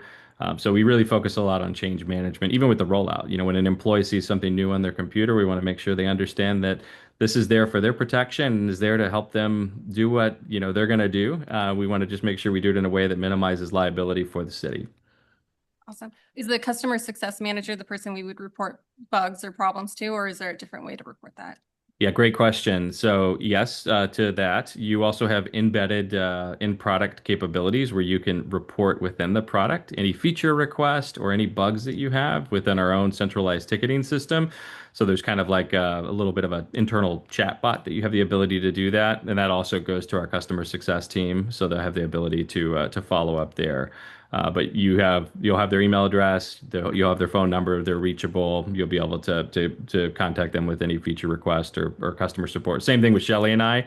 My role here, as Chief AI Officer is also to ensure the responsible AI adoption across the country. So you have access to our full team. And this is where we love working with, partners like you, especially in the Launchpad side, as we kind of envision new ways of doing things together.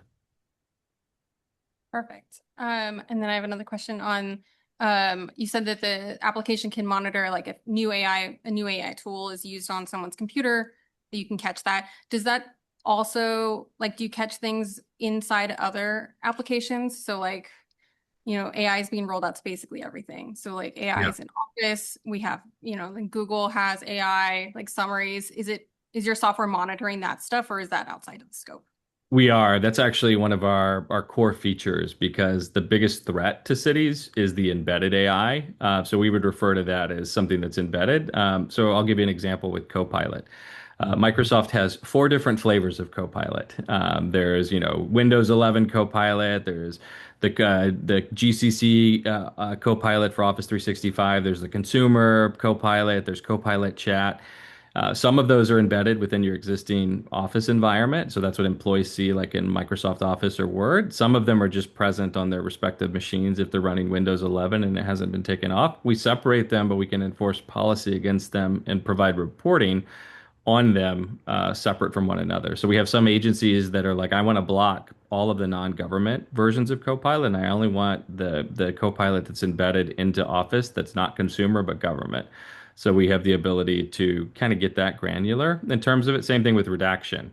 Some agencies are like, I'm okay with with new tools that emerge as long as we're redacting potential PII. We have the ability to do that. We are continuously, so the way that Endpoint Agent it kind of works is it's looking for AI oriented traffic and registry signatures that are only for AI types of applications. And so we have a continuous pipeline of new AI models that we're tracking, as well as trying to understand how they work. But if a vendor like Einstein and Salesforce or Copilot and Microsoft Office 365, any of those particular AI applications that we detect, we'll enforce policy against.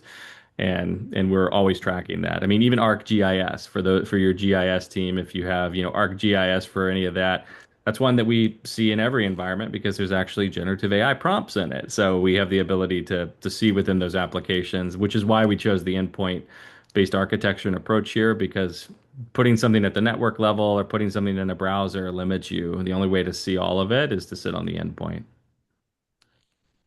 Perfect. I have one more question. Sure. So since this is new for Cheney, who, like, if we go with Darwin and we push it out, who comes up with the policies and manages them? Is that something that you help us with? Is that something we get to figure out all on our own? Is it collaborative? Is that you set it up and then we are responsible for care and feeding going forward? What does that look like? Great question. It's a very collaborative process. So if you don't have an AI policy, for example, we actually have a free policy creator that we can work with you on to create an AI policy that's aligned to state law as well as whatever your risk profile is. So that's something that I would, personally work with you on.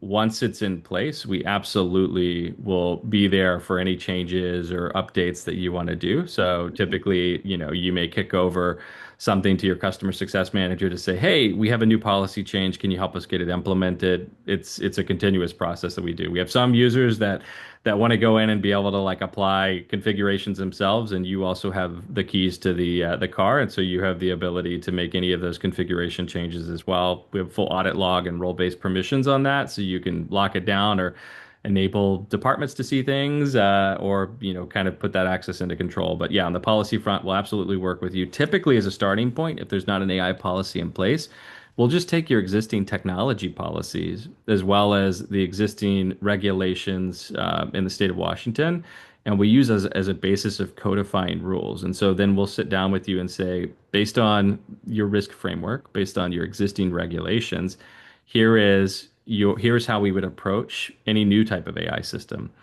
We also work with you on, like, if you've got like approved application list, or you have data from purchasing on, like, these are the vendors that we've approved. We can also kind of use that as a way to just make sure that we're not flagging any AI that you've already approved within the vendor. So it's a very collaborative process. Typically, the first few weeks, as we're detecting and kind of working through that, we'll be hand in hand with you on what we call an enablement session to make sure that it's all set up to your liking, and then you'll see what the policy would look like codified prior to it taking action on any endpoints for you. Perfect. And I do have one more question. Sure. Okay. From like a pricing perspective, is this like I assume this is a subscription based pricing model, and then like is there additional price for working with the customer success manager, or is that all just baked into a monthly fee, or is that an annual fee? What does that look like? It's a great question. We wanted to make it really simple. I know sometimes when people see our pricing, they are used to some of the other GovTech vendors that will charge for support or training or API or integration. Our pricing is all inclusive, so there's no cost for support, for training, for implementation, for integration.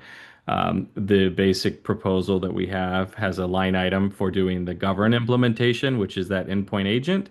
That's priced at $10,000. That covers all of your devices. It is an annual recurring fee, but it includes everything as a part of it. All updates, all changes, all customer support, all needs that you have. The bundle of 3 launch pads to focus on kind of the agentic capabilities. These are 3 that can be custom to you, or you may decide that you want to use some that are off the shelf, like Redacted. Those are priced at $15,000 total, and that's including all AI inference. So like, you're not going to get a bill or tokens that you have to keep up with for that. Implementation and integration into your existing applications, as well as all support and change management associated with it, is included with that. So no additional charges unless you want to do more down the road, and then we'll kind of honor the pricing and work with you on that. But that's the way that we've kind of constructed it. It is an annual recurring fee from a license standpoint. And these are all on cooperative contracts as well. NASPO, Omnia, Carasoft, some of the others. And then we tried to come in well under some of our existing cooperative pricing too, just because we're really interested in working with you. And Shelley and I really like coming to Washington too. So we wanted to make sure we had a reason to come back. Cool. Thank you. I really appreciate you answering all my questions. Yeah, these are great questions. And if you have follow-up questions, feel free to, send me an email, connect with me on LinkedIn. Happy to answer it. These are great. We want you to be successful, and I really appreciate the time and enjoy the conversation. I think we may have And- one more question. Sure. This is one that this is going to be able to answer, but maybe Todd, because I know we brought this up during general governance. Do we have a rough idea of what the cost savings would be for the city if we adopt this, like our productivity, stuff like that? Like, where are we? How is this going to generate cost savings for us by implementing this? And then the other thing was, did we ever reach out to Lake Stevens and ask them how their experience has been as a user who's already implemented this, so that we have an idea of like real world application who's using it? And then I would love your thoughts on this, because he keeps bringing up liability. And so I'm curious as to what that might look like. What is the potential liability that we're mitigating by adopting this? This is all new to me, so I definitely have some. So I didn't think you'd be able to answer those, but I figured broadly these were things that we needed to have a conversation Yeah, about. I can certainly do a reference, and then, just, I have no idea what a model is for cost savings, but obviously. But like, if Lake Stevens has already implemented it, are they seeing any initial cost savings or projected ideas? Might be nice to have a ballpark figure. I think they would be willing to provide us some concrete numbers. Sure. I'm sure they would, but yeah. For the the year at about $25,000. And I think about that in terms of like FTEs, that would be, let's say, a half a person's job, right? And so if it saves the amount of work over the whole year of one person, then it's an actual cost savings. You know, you're getting that's how I've been looking at it. Maybe that's not a great, that's why there's all of you to look at that, right? But if we can spend $25,000, which frees up, you know, 5 hours a week from 20 people, then that's a worthwhile investment. They now get to spend doing other things that AI can't do. And we didn't have to hire 2 people to do that. So that's kind of the reason for exploring this. Among other things, we, you know, AI policy, having the safeguards, liability, but also to give our employees more time to do things that are less menial and more meaningful. Those are great questions. The one thing I would add to it as well, and yeah, I think Lake Stevens is a great one to talk to. We're happy to put you into contact with any of our other customers and cities that we're working with across the country. In addition to that, a lot of vendors you will find are trying to charge you for AI features, and they're trying to bring that in as an upsell. Even companies like Adobe are now trying to, sell you, AI as a bolt-on for an additional per user per month price. A lot of cities use our product to get reporting on that utilization with things like upgrading to a Microsoft E5 license for Copilot is not inexpensive. It's very expensive.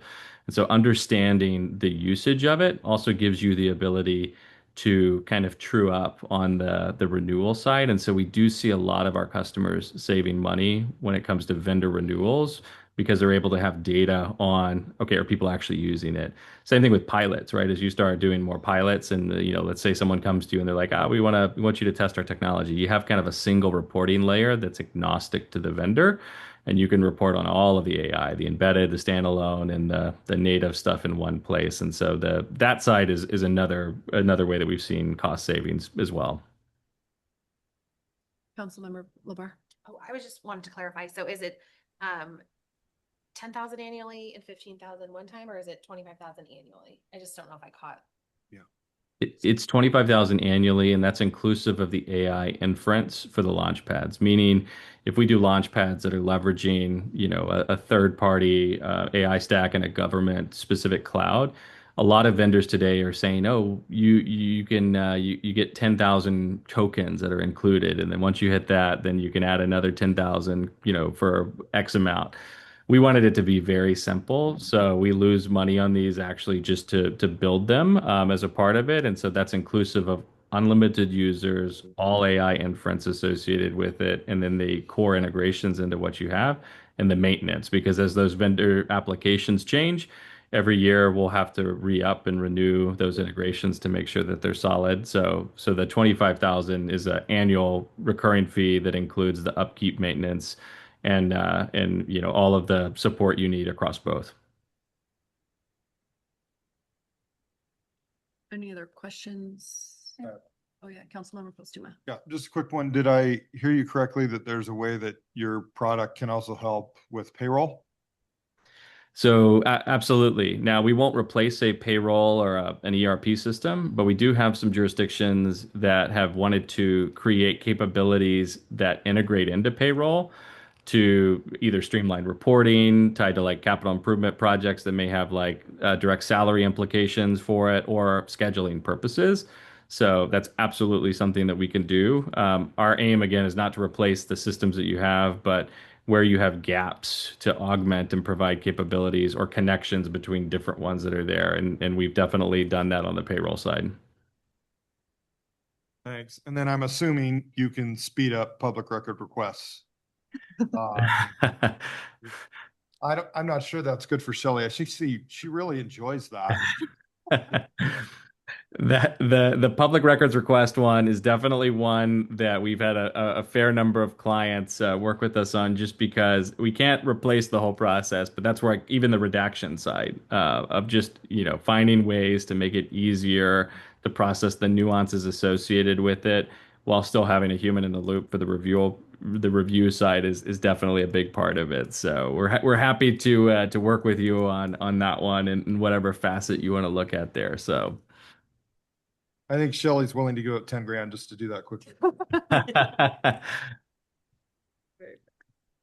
Another part of the process too, just I wanted to bring up is we actually will do quarterly business reviews with you as well. So whoever you deem on your team that you would like to have sit down with us, that's part of my role along with our customer service team. We'll sit down with you. We'll show you what's been going on over the last quarter. We'll talk with you about areas that we think could be tweaked to your benefit. And then we can help even put together a little bit of language if you would like to help you talk up to the business, to help your business talk about the ROI of our product, help your leadership take a better look at what's going on and help them even work out any type of language that's going to be needed to maybe get us, continue to get into the budget line item for the next fiscal year, especially if there's any type of budget constrictions coming up or if there's any additional budget challenges. That's something that I'm usually pretty good at doing from my background. So we can accomplish that at any of the quarterly business reviews. Thank you. Councilmember Labar. I was just curious, what the contract length is or if it's an annual. So we can. Go ahead, Shelley. We can do that a couple different ways depending on what your purchasing requirements are. We have some of our clients that opt to do a multi-year purchase with us, but they have to provide a PO to us 1 year at a time. And then we have some that wish to do a multi-year and they can send us a purchase order or pay for it in full. By doing so, we can offer we can go ahead and hold your pricing for the next year, depending on what works best for you with your purchasing requirements and what's allowable through your procurement process. So if that's something you're interested in, we can certainly talk about that. Yeah, thank you. I have a comment. Councilmember Bartels.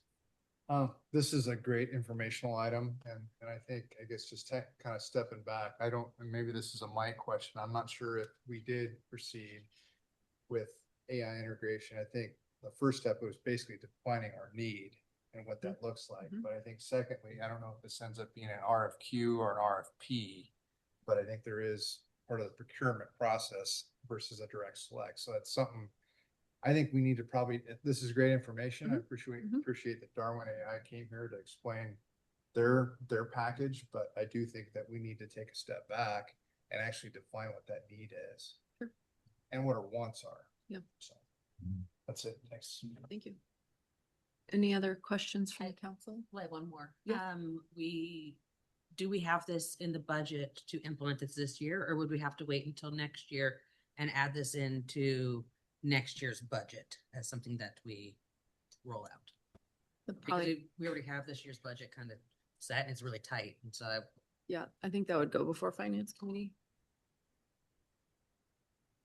I guess just another comment. Again, this is an informational item, correct? Yep. This isn't for action or selection. Yeah. This is just an informational item. So again, I just for everybody on the dais, I think we need to define what our needs are and potentially go out through our procurement process, either an RFP or maybe an RFQ, depending on how elaborate that network is. Yeah, that's correct. This is for information. Cool. Well, thank you very much for being here. We appreciate your time and all of your knowledge. So thank you. Absolutely. Thanks for the opportunity, and we look forward to future conversations and hopefully visiting you all in person one day soon. Thank you. Yeah, thank you. Everything good on our tech, Billy? Okay. We will move on to our action items, starting with resolution F488, which is that you or Ms. Ferguson?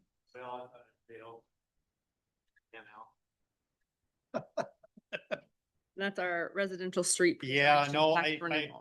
I'm presenting this, and because I'm probably have the longest history of it. But I'm presenting this as in 1998, we had our first 14-year period where we asked for a 4% electrical and natural gas tax to help preserve our road. And then in 2012, we renewed that with the same 4%. 2026, the tax will go away unless we go out for an initiative to re-up. The Public Works Committee kind of reviewed, they kind of gave us whatever a 4% or 6% would look like. We're not keeping up with our roads. Back in 1998, we were able to do about 1.2 miles of roads per year. Today, we're lucky to get 900 feet. It's just the cost. It's just the tax has not kept up with the cost of the streets. So the renewal is for an additional 2%. With that, in taking a look at getting this in the August 4th ballot, there's a lot of things that we need to kind of put together. So the resolution is for the August 4th, but I know that there's some deadlines that we may not meet. We do have basically a committee for and a committee not for that we have to kind of name through that process. And by putting all that together, whether we meet the deadline or not. So I would ask that maybe we would have this ordinance if we didn't meet that deadline. Either we come back and amend the ordinance or amend the resolution, or maybe make a motion to put us on either the August 4th or the November ballot. So with that, I'll be happy to answer any questions about the tax renewal. Now in the resolution, it would resort back to about a 10.75%, which we have an automatic without a voter. We can put a 6% on there, which we already have that 6%. And then we have a 4.75. We did a Parks and Recs initiative that does not have a sunset. So that's where that 10.75 in that resolution goes by. So currently, until we expire in 2026, we have a 14.75. What we're asking for is if we were to put that initiative of that 6%, that would increase it to a 16.75. And we're also asking for another 14-year sunset. So. Your Honor, we did discuss this at Public Works, and this has been a discussion topic now for some time, obviously knowing this 14-year program is about ready to sunset. I'm supportive of it. It's basically what pays for our streets and our preservation and maintenance thereof. I would be open to a friendly amendment, as Todd alluded to allow for, if it doesn't make the August ballot, that it can make the November ballot. So obviously, I think the initiative would be to try to get it on August, but if that falls through, our resolution would allow for that. So that's kind of where I'm at. You know, if anybody else has comments or. Yeah, I have another comment. I think another thing to add to it is without the tax, there are certain grants we don't apply for. So when we talk about going out and getting a grant, a TBI grant or something like that to do some longer street preservation, we don't qualify for those grants because we don't have a preservation tax. So this is actually huge. It's a really, really important thing for our city and for keeping our streets up to date. Yeah, the initiative really was residential streets or basically local access streets where we don't have state or federal funding for. We were losing those streets, but was also it was preservation dollars, and we are going to focus on those local streets, but also the need of we have about nearly 15 miles of what we call arterial streets or federally classified streets where we do qualify for state TIB or federal STIP program dollars, but it comes with a match. TIB is right now a 10% match for the city of Cheney. And typically if you go into a federal side of it, we're about 13.5% match. Using those preservation dollars for preservation to preservation allows us to go ahead and write these grants where there would be no other means to even have a grant. So by utilizing those, we were able to, oh gosh, I can't even, it's a lot of money that we have applied for in TIB and federal side since 1998 going after that. So yeah, like I said, it's very valuable. Without it, I think our streets would be pretty much probably gravel and oil.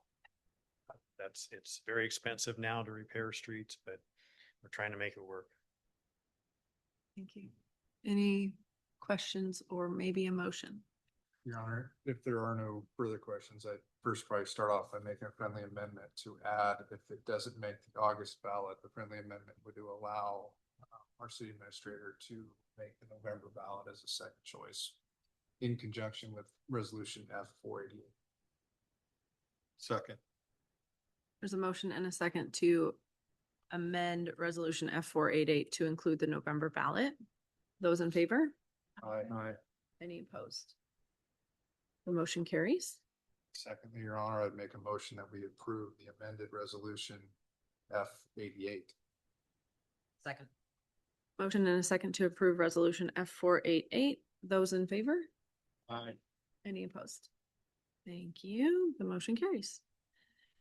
Mr. Curley, I think you're up for resolution F-489, which is our pickleball and tennis court lighting agreement. Hello, Mayor, Council. You don't have to stand that close. Well, I feel You can really, hold it up too. I'll just try to project. Can you guys hear me okay? Okay, so, yeah, so we're out to bid right now for our pickleball court project and our rehabbing of our tennis courts. And, we decided that it would be more beneficial for the city to pull the lighting part out of it so that we could pursue energy rebates. So to make sure that that comes back to the city. And so, there's two parts of the project. The first part of the lighting project is to retrofit our current energy inefficient incandescent bulbs and convert those to LED bulbs. And so that the first part of the project would be roughly 21,500. And then the second part is to add new lighting for the pickleball courts.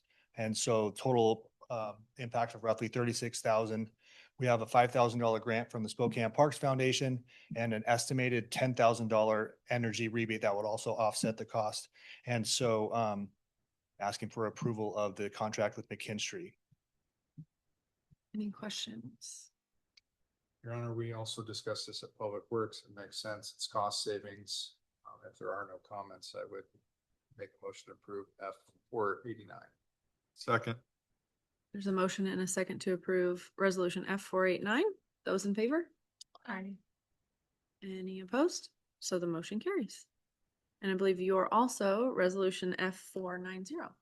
Yeah, so in 2023, we signed an MOU with Spokane Parks Foundation to do fundraising for the aquatic center, whether that be capital or operational, bringing in additional revenue stream.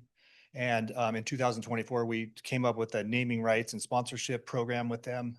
And for the last couple of years, we've been finding sponsors. So like the water slide sponsor, we got a couple of those, and then the Providence Community Room sponsorship. And then the big one was a naming rights sponsorship, and that was for 300,000 over 10 years.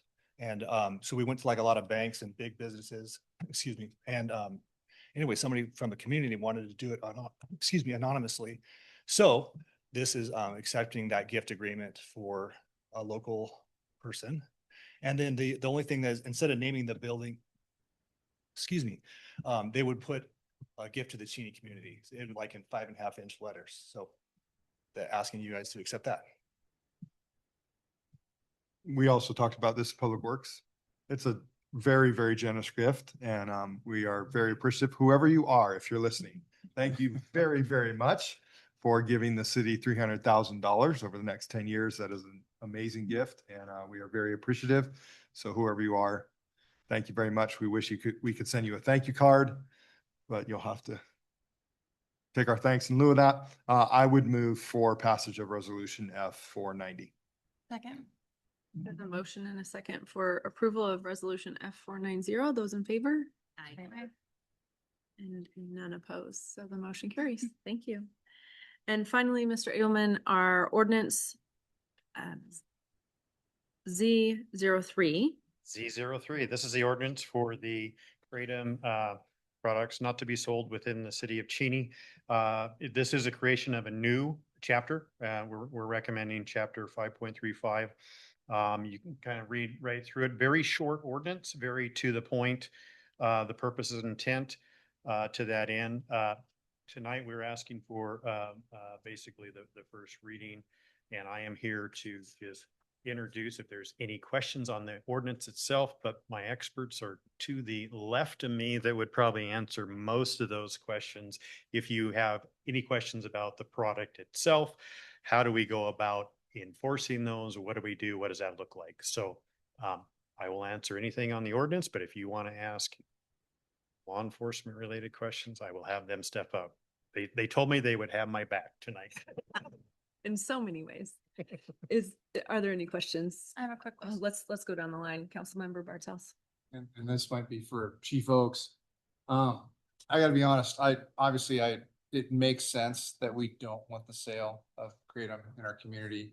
But, and I know that larger cities have basically implemented this. I think it's City of Spokane and City of Spokane Valley. Do you have any idea if we were to roll this out in our community, what that looks like from the police model in terms of training, what fines could be, just what that looks like to your department? Will you? Yeah. Welcome to Toastmasters. Yeah, yeah. To answer your question, I guess it would probably depend on what the Cheney Municipal Code defines and what that looks like whenever we develop that. As far as law enforcement's,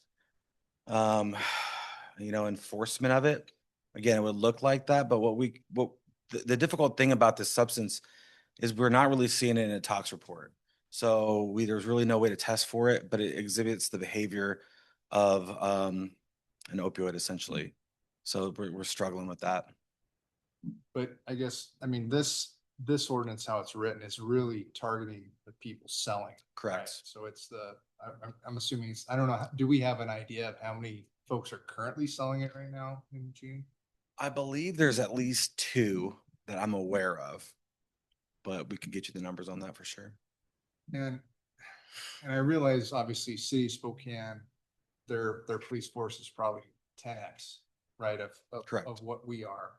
I assume they don't have a Kratom officer dedicated to this, but I guess where my question is going is, and I don't know if you kind of have championed this ordinance bringing forth, but I guess the other question is, have we looked at any other means other than this ordinance, whether through a proclamation, whether talking to these 1 or 2 different businesses, just saying, hey,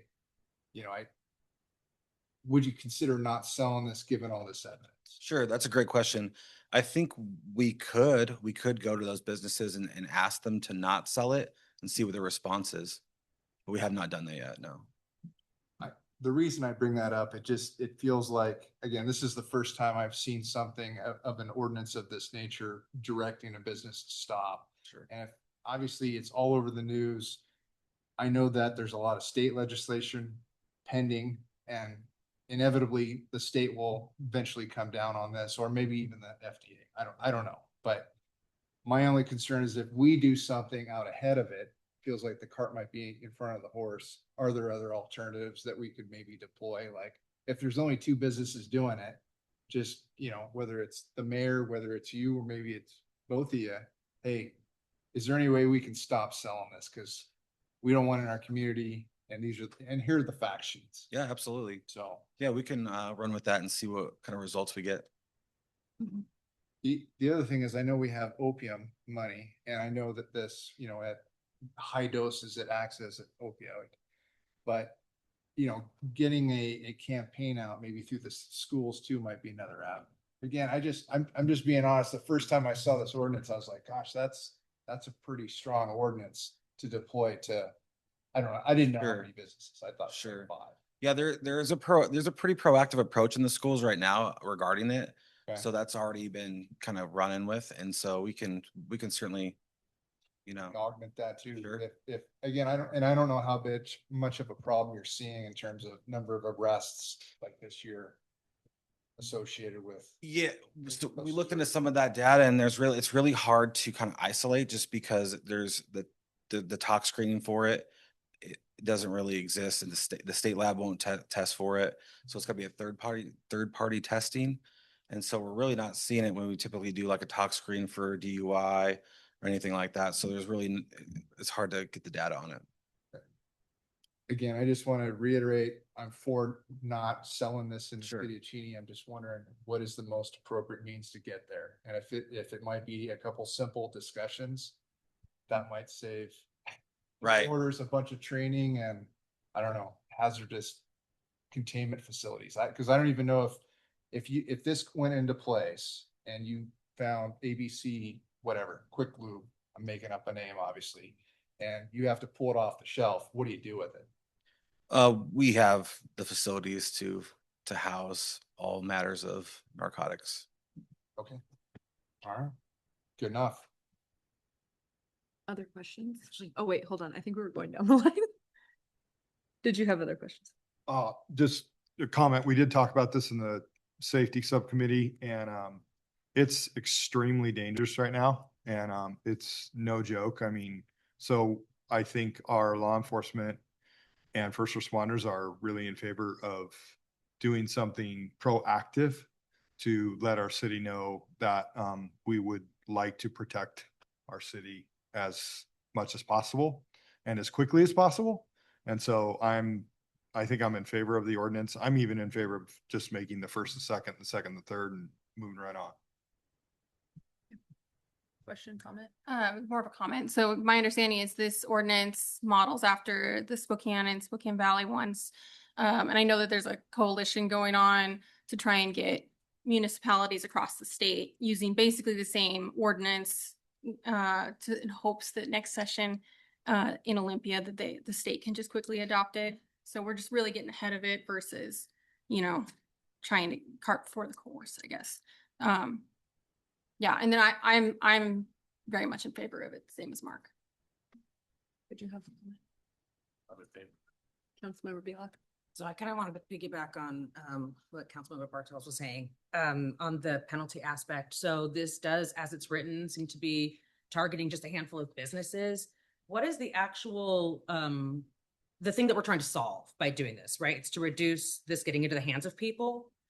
Are we going to assess penalties for online retailers? Because if okay, now these businesses can't sell it. I can just go online and order this. Like, there's nothing stopping me from doing that. I can sit here right now and just order this online and have it shipped to my house.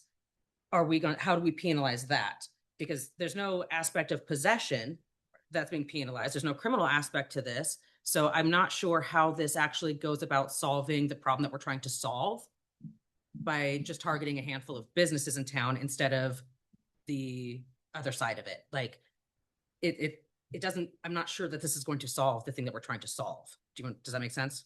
Of course. Yeah, it's a great question on the online aspect. I don't know how we would regulate that. Yeah. Exactly. Yeah. So I might have a little bit of context if you'll allow me, because Chief Oaks and I have been discussing this in our arenas of first responders, and you're absolutely right. But the strategic approach here is talking to the city of Spokane and Spokane Valley fire departments is for them to leverage enough political pressure, if you will, for the state to make a decision on this. So, yeah, it may be a little cog in the machine, if you will, if we take like actions here for the city of Cheney. But if we get enough of those little cogs to speak volumes to the state level, who will eventually maybe apply some pressure at the federal level, is some of what the city of Spokane and the Valley has started to target for that reason.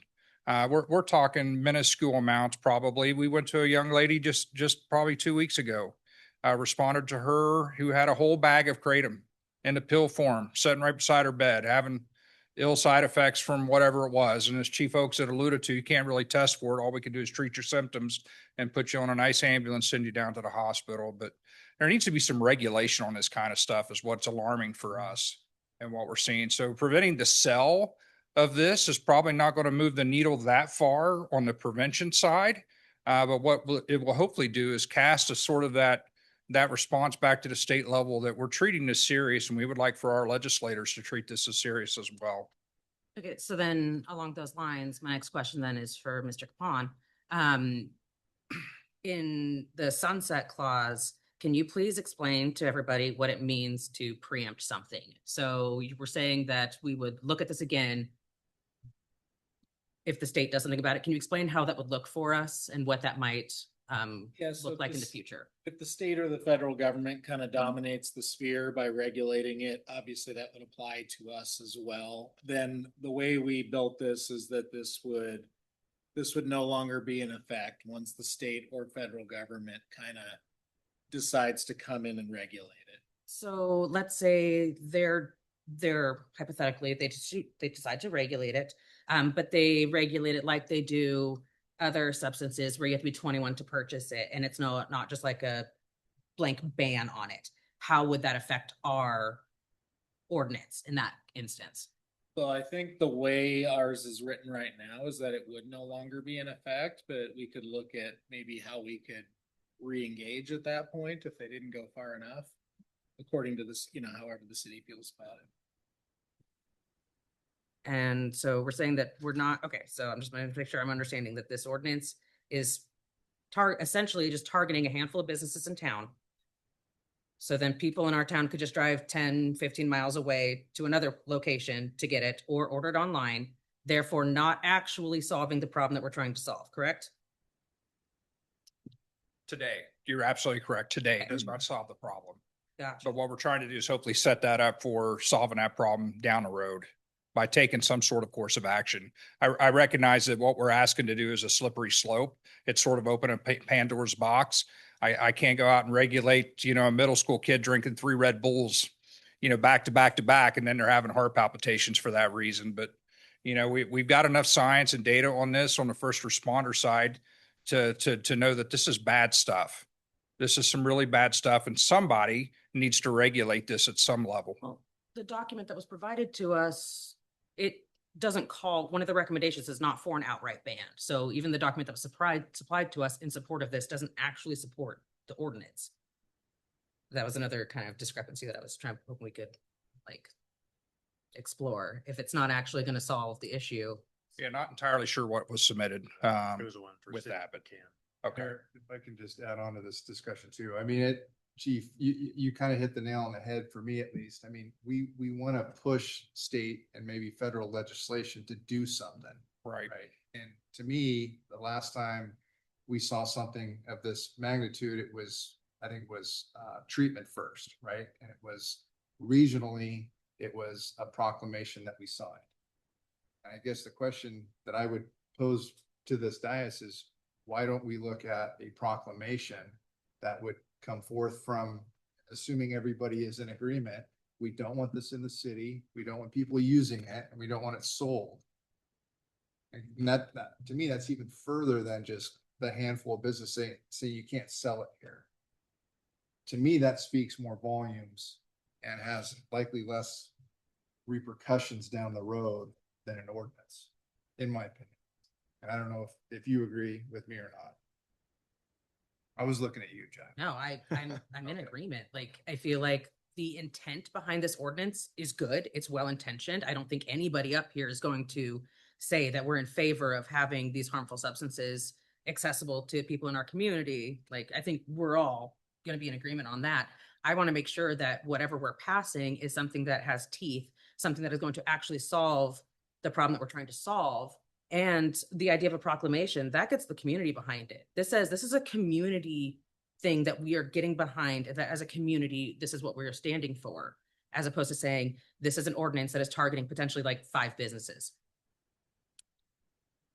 But Yeah, doesn't actually it's solve more the of the problem. gas stations that are selling this kind of stuff. And you're right. You just go 10 minutes up the road and hit another gas station that's selling it. But I mean, you if know. the county's not going to ban it, then Right. the 4 Lakes one, it's And I get the Pandora's box, if I was a business owner, I wouldn't want somebody coming in and tell me, to regulate what I can and cannot sell if it's considered legal at that point. But it's at some point we need to get legislative all the way up to the federal government to figure out what we're doing. Kratom in its original form in the Southwest Asia is actually a very beneficial ingredient, but it's when you use it in excess, temperance and moderation for anything. I drink too much coffee. I would admit that. But right now, when we're looking at our younger generation, regardless of age, just being able to walk into the store and buy this stuff and not really know what they're purchasing, that strikes a fear in me. But banning the sale of it just in the city of Cheney is just doing our small part, I guess, to help move the agenda along. Maybe a good proclamation with a legislative agenda item for the 2027 legislative session. Where's Deborah when we need her? I was gonna say. She was gone, so I was like. I would agree. I'm less concerned about the impact on businesses or putting limitations on them than the accessibility for kids. Kids are less likely to go online and order. They're less likely to have the ability to drive 10 miles to get Kratom, where I recently, well, over a year ago, year and a half ago, it was like the top. It was a drug training. It was the top concern for kids. It's not really adults. It's not college kids. It's kids. It's middle schoolers who frontal lobes haven't developed and they're willing to use whatever, and it's just way too accessible. So I don't have a strong opinion, though. If it's a proclamation, there would be it's a statement, right? Where an ordinance is actionable. True? Okay. Yeah, I mean, nobody regulated, Al's, the Lowe's and Home Depots when I grew up to not sell spray cans of paint because kids were huffing paint. So I hear what you're saying and I agree with that. It's just as, for police and fire, you go to one call from someone who overdoses on something like that. You would go to the ends of the earth to ever prevent that from happening again. Maybe it's a little too far on the extreme. We were following a great example from the city of Spokane and Spokane Valley.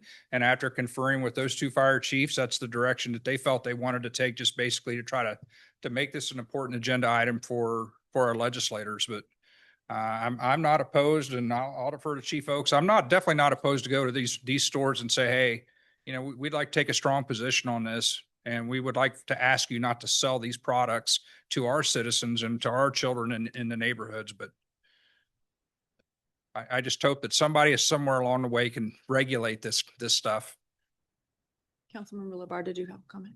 I mean, I'm really in line with what Shelley said. I think that's my concern. I've watched it happen in our community, and I don't know, it's really personal for me in that aspect of watching young kids go to the gas station and get things that they think are like energy drinks and stuff like that have extremely terrible side effects. So it's kind of where I stand on it. Just one more comment. I agree with Vince and Jackie as well. I don't think it solves the issue, but I don't want a middle schooler from Cheney Middle School being able to walk down to one of our stores and pick it up. Yep, I want you to have to get in a car and drive down to Four Lakes, and you're not going to do that. And so just for that, the amount of kids in our city limits that would say no to it and would not go online, I think you're right. It doesn't solve the issue completely, but it might stop some from going down to the stores that are in Cheney and selling it. And for that reason, I would say we've done a little bit of our part to say, hey, at least in the city limits, we're not going to allow this. And so I like it for that. And hopefully I agree. Let's fix the whole problem down the road. And this doesn't fix the whole problem, but it can fix it for one that we might be saving. And so I guess one other quick thought. Deborah mentioned, let's figure out some regional things we can do. Right. To me, this is something we can do at a regional level. We can go to Airway Heights. We can go to Medical Lake, whether it's West Plains or even beyond. I don't know why we couldn't do it for Spokane County. We did the same thing with treatment first, that proclamation, right? Again, I'm not saying this ordinance has no merit. I guess I'm saying if we want to be more impactful, I truly think a greater proclamation is the tool. If I might, so there is a regional coalition that's working on this, and they're advocating for municipalities adopting this specific ordinance. So, and they have Spokane Police, they have Bob Lutz helping with it, and they're trying to get, they have representatives from all over. So there is a regional effort in place, and this is their tactic, right, to produce that political pressure so that on up we can have this solved next year in the legislative agenda in Olympia. But we can't solve all the problems at this level, but we can start chipping away at it and making sure that kids don't get access to it within our city limits, and just making that step so that, we can do more going forward. Yeah. This might be a question for Mr. Kaman. Could we add, like, so I know in this ordinance, there is a fee structure. Can we, is it possible to specify that the fees collected from this would be used for like education and outreach? Like, is that something we could do that? We could say specifically that these funds would go towards combating it in this aspect? Work with Marnie on that, but I think that's something we could do. That a motion to amend it? Would that be I added? don't, I think if you want friendly amendments or to kind of take a look at it, we could come back at the next one. Okay, great. Great. I just have one more thought. As you were talking, Jackie, it made me think about, I know that this may be a huge like addition, but it says an ordinance prohibiting the sale and distribution. What would it mean, Mike, if we added use to that? Sale, distribution, and use That's in the city. That we can. Can't go there. I Okay, don't know how we'd enforce it. because that would answer the online use issue. Yeah. Yeah, and possession itself, like, there's that legal gray area. There's some things that we can enforce at the municipal level, and there's some things that we can't. And Right. so we could enforce this, and that's kind of why I was like, okay, well, the compromise would be using these funds to offset some of the other negative aspects that we're trying to combat here while we're waiting for the state to actually enact either regulations or an outright ban themselves. It seemed like a good middle ground. Your Honor, I got one more, I guess, comment thought. I would be open to a first reading of this, but then I would hope that we'd go talk to these one or two businesses and see if they would honestly just pull the product. And if not, then we have leverage. Then we say, okay, we have this pending ordinance that we can deploy. We could make it an emergency ordinance and effective immediately. We have other tools. But again, if we have voluntary compliance by the one or two, five, however many there are, I just don't think we need the full ordinance. Because I think, as Jackie alluded to, the state could come back and say, well, this is okay if you're over 21. Now we've just infringed upon a business that it ended up being okay to sell to somebody for over 21, and we said you can't do it. Again, let's just see if they will work towards voluntary compliance. I think that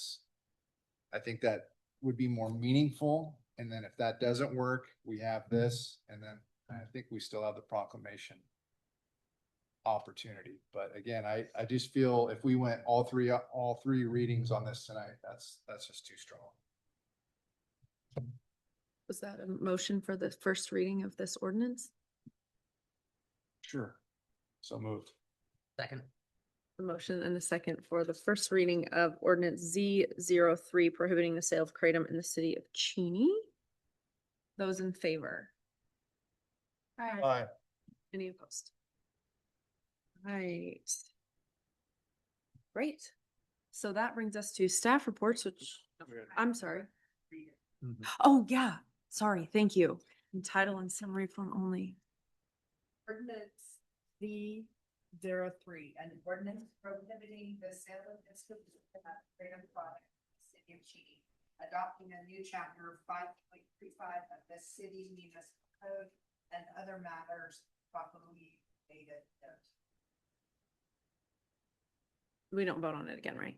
Okay, great, thank you. All right, that brings us to our staff reports, which I believe anyone other, you have one, Chief? I think you're up. I'll make it quick. My apologies. I placed up before you at the dais. We have a date and some locations for our smoke detector blitz with the American Red Cross. So Saturday, May 16th from 9 a.m. to 3 p.m. I wanted to publicly recognize and thank Summer Warfield, who was sitting beside me. She's Eastern's emergency manager, but her previous life before being the emergency manager at Eastern was also to manage this program for the region. So she's very intimately involved with this and has been helping us out. So the flyer before you tonight, Summer actually helped develop and put that together. But we're looking at targeting the North Cheney Mobile Home Park by Mart, the Pine Grove community down off of First next to Soundave Park, and then a small section up here between C Street and Elm Street, 2nd to 5th, northeast of the fire department. So just wanted to let you know that come May 16th, we're going to be out with some American Red Cross folks. Hopefully next week, we're going to start putting some door hangers up into those communities to let those folks know that on Saturday, the 16th, we'll be in your neighborhoods. And if you would like for us to come in and replace your smoke detectors free of charge, we are happy to do that for you. Is this an opportunity? Would you invite the council to join you in that? The more the merrier, the more teams we get, the quicker we can roll through that. There is a little bit of a caveat that anybody that's partnered up with Red Cross has to have a background check. So I think that applies to all of us city employees.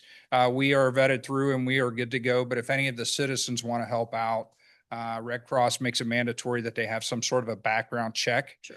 So if citizens want to help out, then I guess they'll partner up with a few of us to make sure that we just don't have a non-vetted individual going into someone's home. I think my phrase was for council members.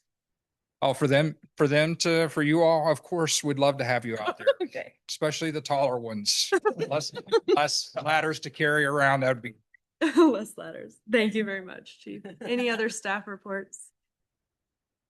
All right, for mayor's report, this past weekend was the Depot grand opening and the ribbon cutting for Eastern Coffee Roasters.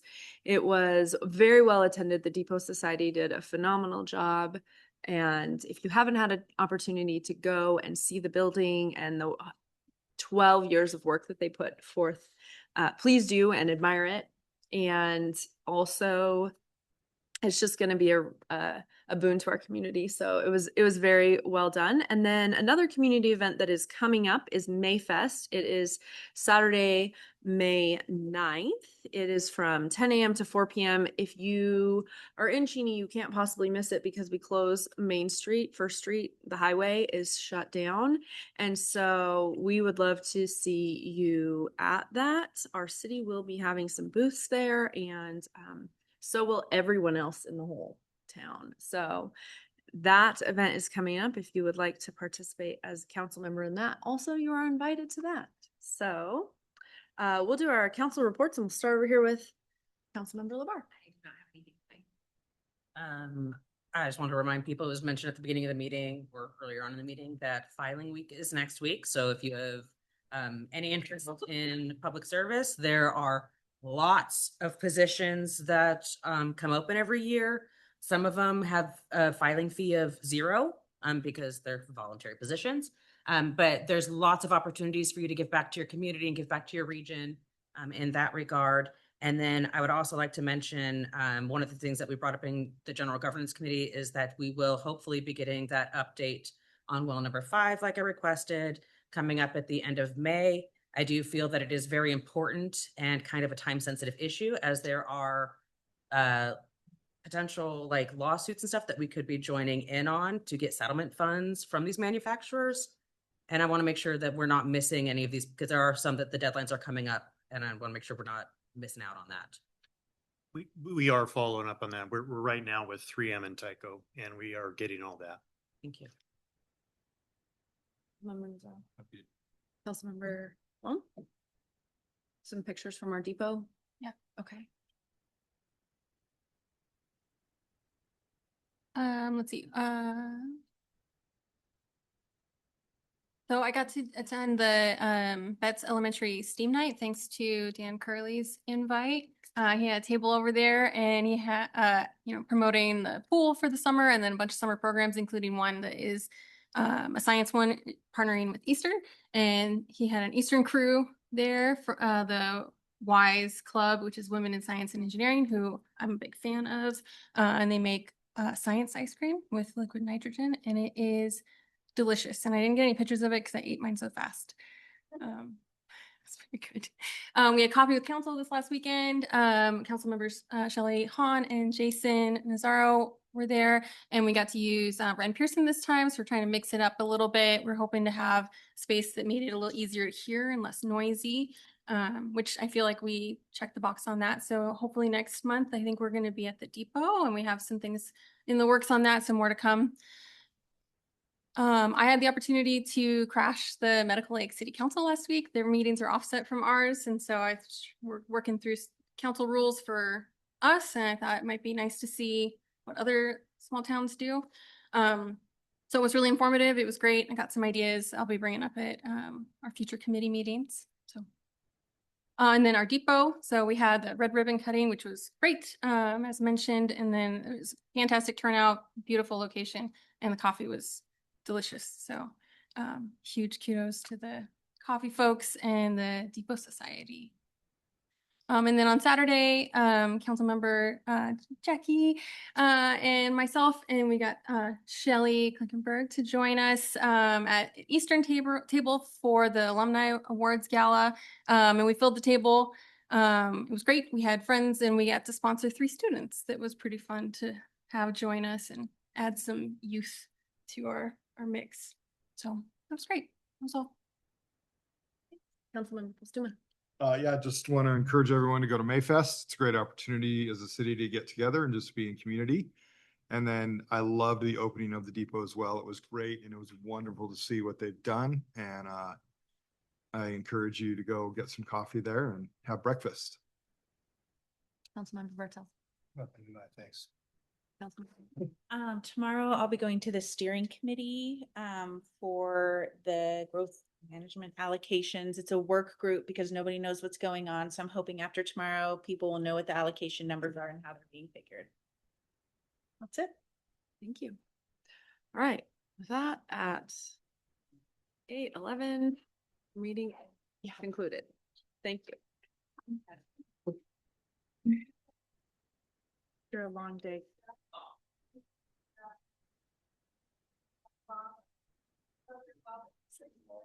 I mean, it's just.